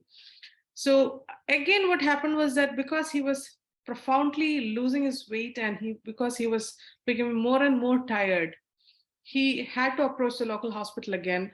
And this time they found that he was severely anemic. That means his blood levels were too low, and they had to transfuse blood for this patient. So over a period of 3 months, he received 3 pints of blood, and they finally decided that they are going to a higher center because this cannot go on. So he went to this reputed tertiary care hospital, and the doctors had to evaluate him thoroughly. And like I said before, he had the history of tuberculosis, the chest infection, the pulmonary tuberculosis in 1992. And he gives a history that he took 6 months of therapy and he was declared to be cured of the infection. But he denies any other medical condition that he's having. And because it's a long-lasting fever with profound weight loss, with fever and cough, a detailed evaluation was performed on this patient. So the initial picture, what the blood test came back was that his hemoglobin was on the lower side, like we expected, and platelets were also on the lower side. And he was found to have uncontrolled diabetes and like a borderline, the diabetes has affected his kidney, and therefore, a borderline kidney disease was also seen in this patient. His X-ray was taken and his chest showed various patches or haziness, which was abnormal for a patient. And therefore, they had to see what's exactly going on.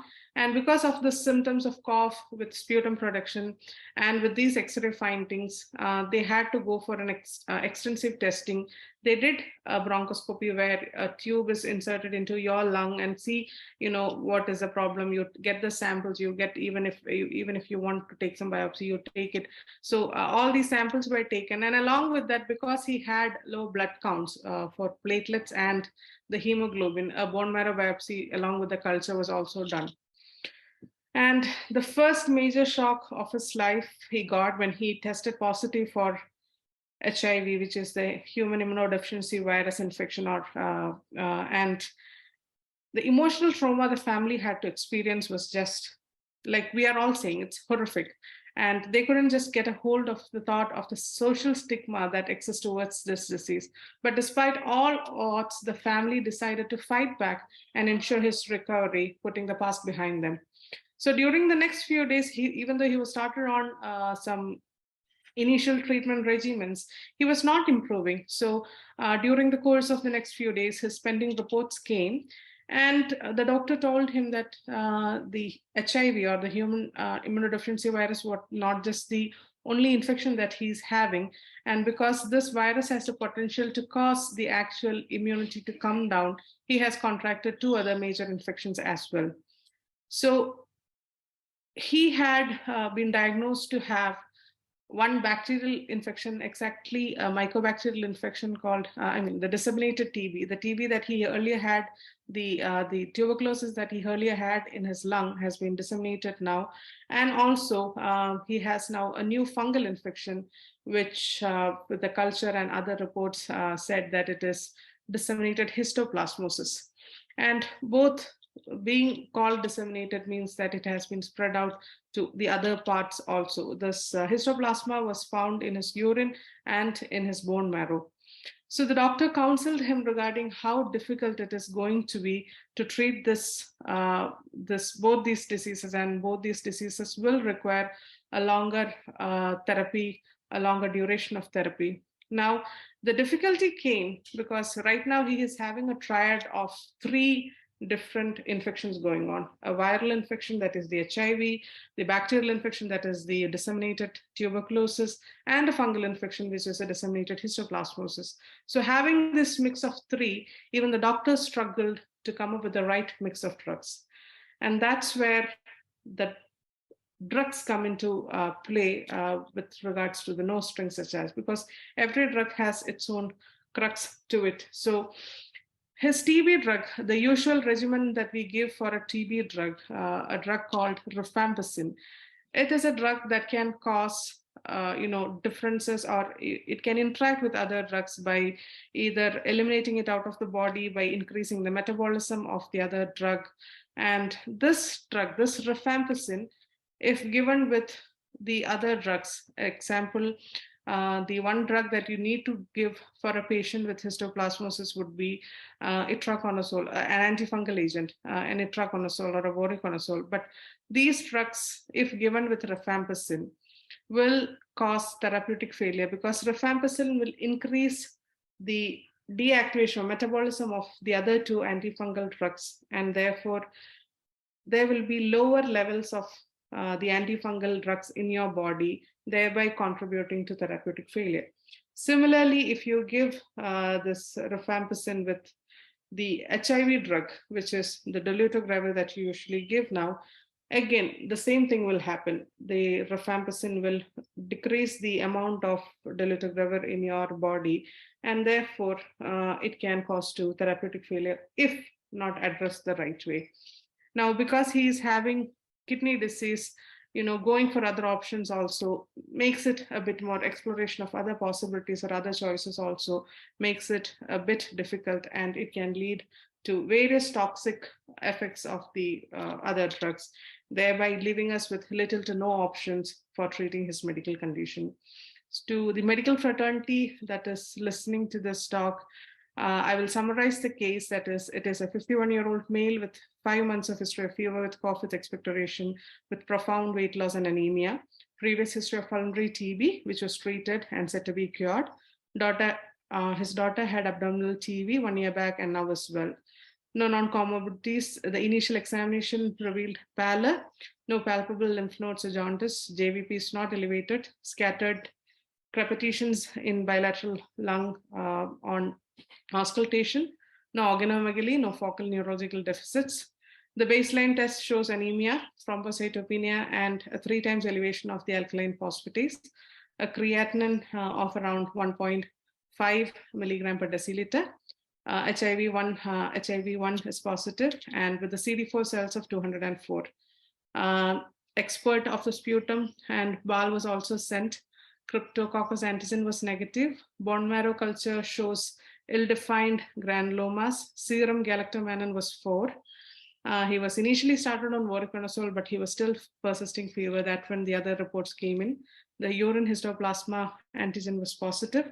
Bone marrow culture was positive for histoplasma. 1 week later, the transbronchial lung biopsy came, which grew mycobacterial tuberculosis, thereby leaving us with a final diagnosis of a patient living with HIV, 1 stage, WHO stage 4, CD4 of 204 cells, on now started on antiretroviral therapy, disseminated histoplasmosis and disseminated tuberculosis. Now, thank you so much. I mean, if you could just sum up. So basically it looked like a multiple OI, immunosuppressed host with a lot of challenges in drugs, in therapy with interactions, toxicities, etc. I mean, that was very, very nice. Thank you so much for the very interesting case. If we can move on to the next, horror story, or from Dr. Vikram Das, we have a Cupid superbug from the massage parlor. I mean, it's not a horror story, probably it's an interesting story that Dr. Vikram has to tell us. Thank you so much. Am I audible, ma'am? Yes, Doctor. Okay. Good afternoon, everybody, and thank you, madam, and thank you, AMR Declaration Trust and Dr. Abdul Kafoor sir for this kind of opportunity. So I'll narrate a story of a 19-year-old college student from Kolkata. He came to us with his elder brother with a complaint of persistent urethral discharge, that is whitish discharge from urethra, and pain during passing urine for last 3 weeks. On history taking, we found that he visited a massage parlor in Thailand in his recent trip to Thailand with his friends, and also he revealed that he had unprotected sexual intercourse with an unknown lady there. And 5 days after all this, he started having his symptoms. But he was very scared of revealing all this, and on his return to India, he started taking medicines on his own and with the advice of his peer group without any advice from any doctor, and took a lot of antibiotics in the form of amoxicillin, clavulanic acid, cefixime, doxycycline, ciprofloxacin, but his symptom did not relieve. And he was very much worried, and he was very depressed. And actually, he was confined to his room and was not taking food properly when his elder brother noticed all this. And then he was counseled well and was brought to us. When we examined him, he was stable, and there was no fever. On general examination, there was nothing significant. On genital examination, actually, there is a urethral discharge. White is urethral discharge, but there was no penile ulcer, or there was no inguinal lymphadenopathy, lumps in the inguinal area, or any scrotal swelling. So with this case of persistent urethral discharge syndrome, what are the possibilities? Probably it is a sexually transmitted disease. So is it a partially or inadequately treated non-gonococcal or gonococcal urethritis? Basically, gonococcal or non-gonococcal urethritis is nothing but a sexually transmitted urethral infection. A large part of it is caused by gonococcus, that is Neisseria gonorrhoeae. We call it gonococcal urethritis, and another part is caused by organisms other than Neisseria gonorrhoeae, that is chlamydia, mycoplasma, etc. So we classify them as non-gonococcal urethritis.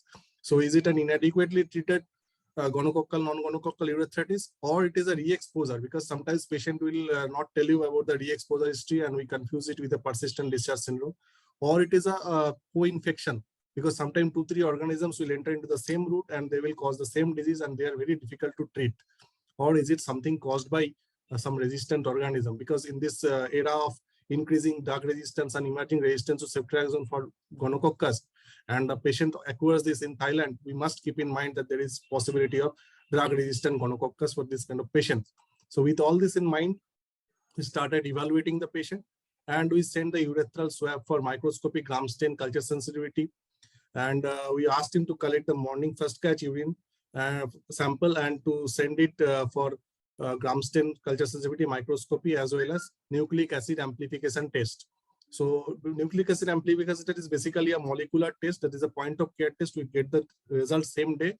And what we do in this test, we amplify a specific target region of a genetic material of that organism, and we detect it after multiplying, and we can detect it at a very low load. So the sensitivity is much higher than the culture result itself, and we can identify it much faster. But the problem is we cannot tell about the sensitivity reports. So we have to wait for the sensitivity.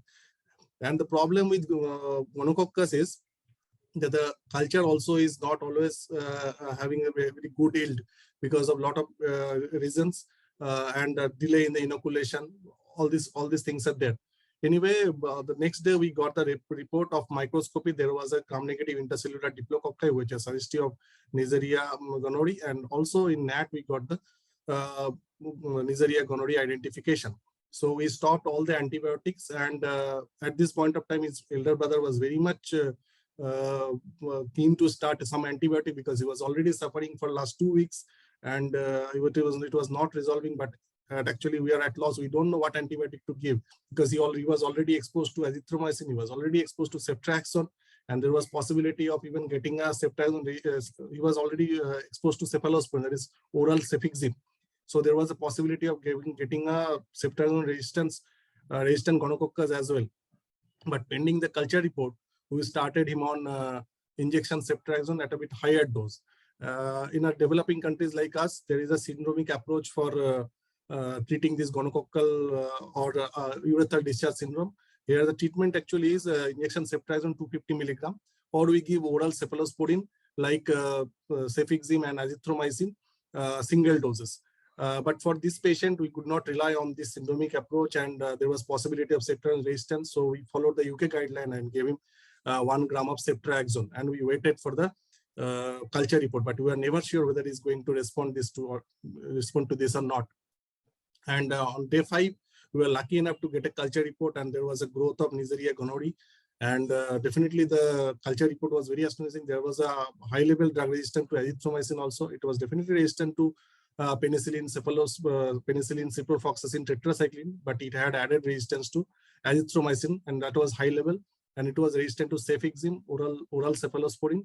But luckily we got an isolate which was sensitive to ceftriaxone.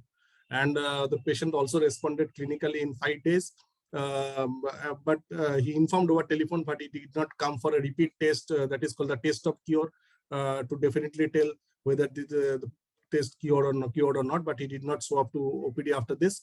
But the concern remains, because actually if we get a ceftriaxone resistant drug resistant gonorrhea, that is called the extended drug resistant gonorrhea, no drug or no drug combination actually has been well studied to combat this infection. And with this concern of having no options in future probably for a ceftriaxone resistant gonococcus, and also there is scarcity of lab for proper diagnosis of this infection and the resistance. I think I should conclude here the story. Thank you. Thank you, Dr. Vikram. I mean, I think that really stresses the importance of, some easily treatable infections like gonorrhea with less toxic drugs. Now we are looking at resistance, not just in Klebsiella, but also in gonorrhea. That's actually quite scary. Also tells us importance of rapid diagnostic tests as well. Thank you. We have Dr. Ankita Vaidya now to talk to us. I think we've spoken about a lot of bacteria. Now let's listen to scary stories about what viruses can do to us. Over to you, Dr. Ankita. Thank you. Thank you, Dr. Vidya. So at the outset, I'd like to thank Dr. Gafoor and the AMR Trust for giving me this opportunity to talk about this. So I stay in Delhi practicing as an ID physician in Delhi. And we know in Delhi, especially, the dengue is so much endemic, and we are seeing so many cases of dengue every year. And this again is always a challenge when we talk about dengue by lack of antivirals, dedicated antivirals, and no vaccine. It has been always challenged how to prevent it and how to treat it.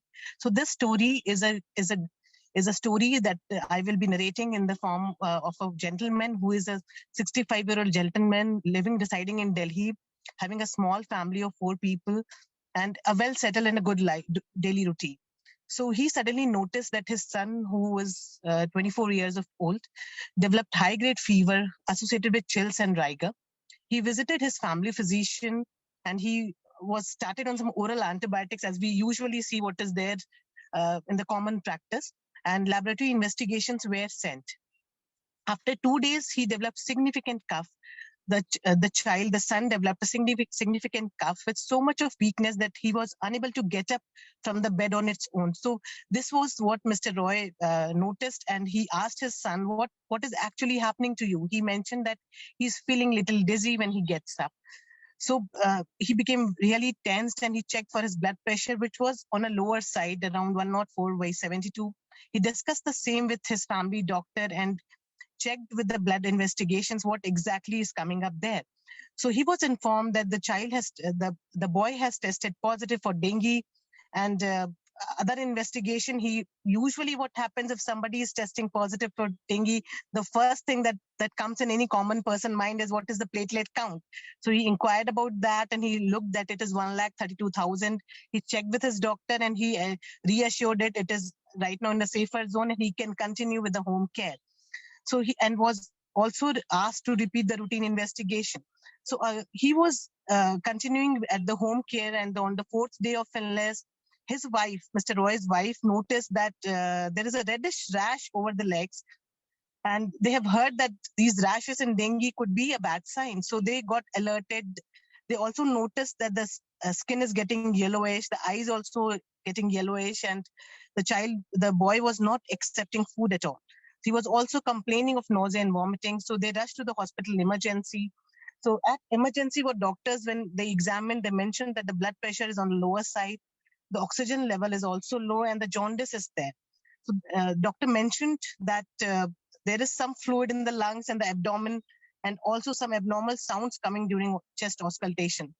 So they ordered a chest X-ray, they ordered an ultrasound abdomen. So this is the story I'm narrating from the patient side, what we actually see in our day-to-day practice when it comes to dengue, how it actually creates a chaos in the family of the patient who actually suffered from dengue.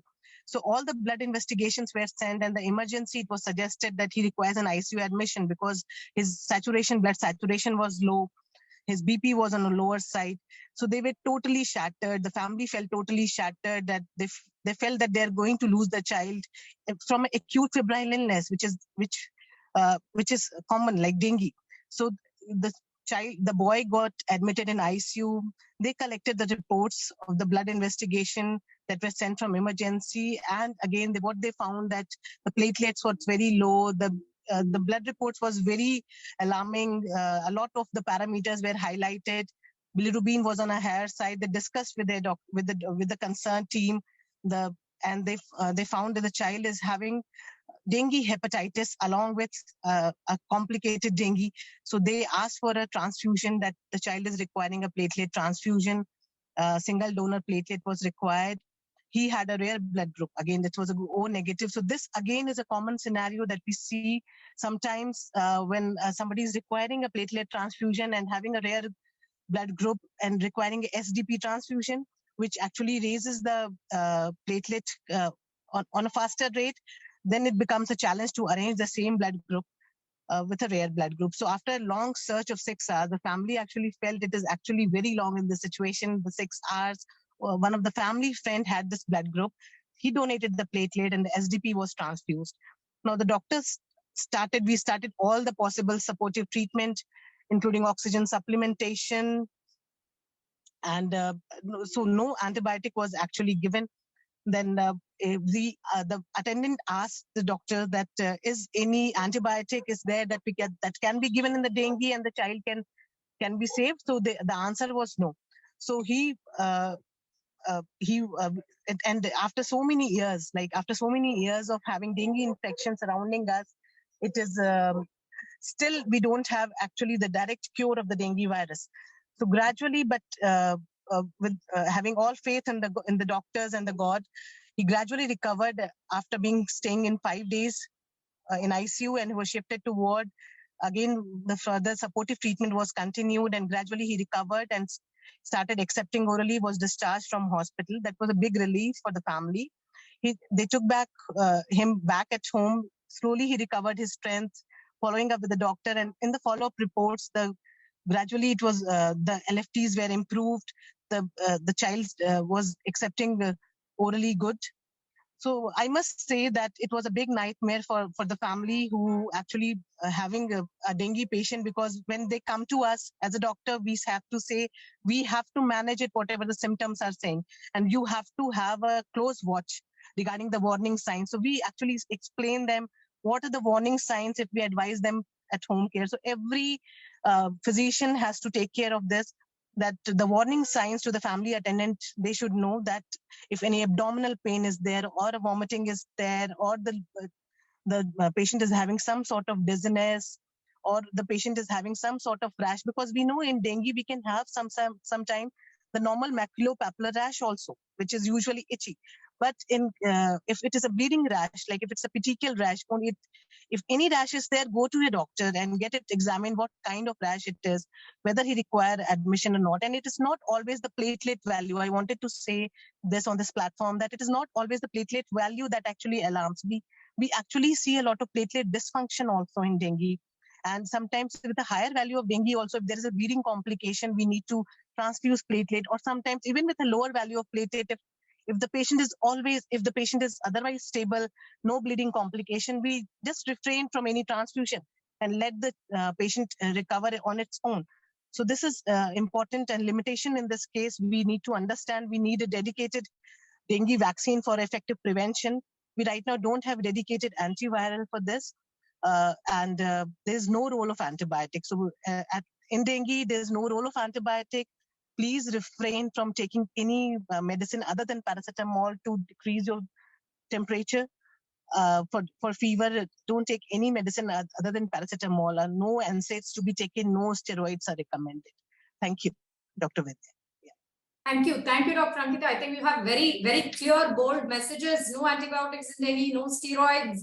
Watch out for warning signs, and it's not just the platelet count, it's the platelet function and much more than just that. So I think it's time to wrap the session up, because we're running a little late. So we've got very good messages about prevention, looking at pneumococcal prevention, and about the dosing of antibiotics in pediatrics, starting with Dr. Vidya. Then we've had a lot about deadly fungus, mucor. Mucor got very popular during during the COVID. That's when public realized mucor, but all of us know how difficult it is to treat mucor. So we had, I think, a very good talk on that as well, and importance of outbreaks, importance of history taking and identifying an appropriate disease, that's Nipah, and that was a very good case illustrated by Dr. Anup as well.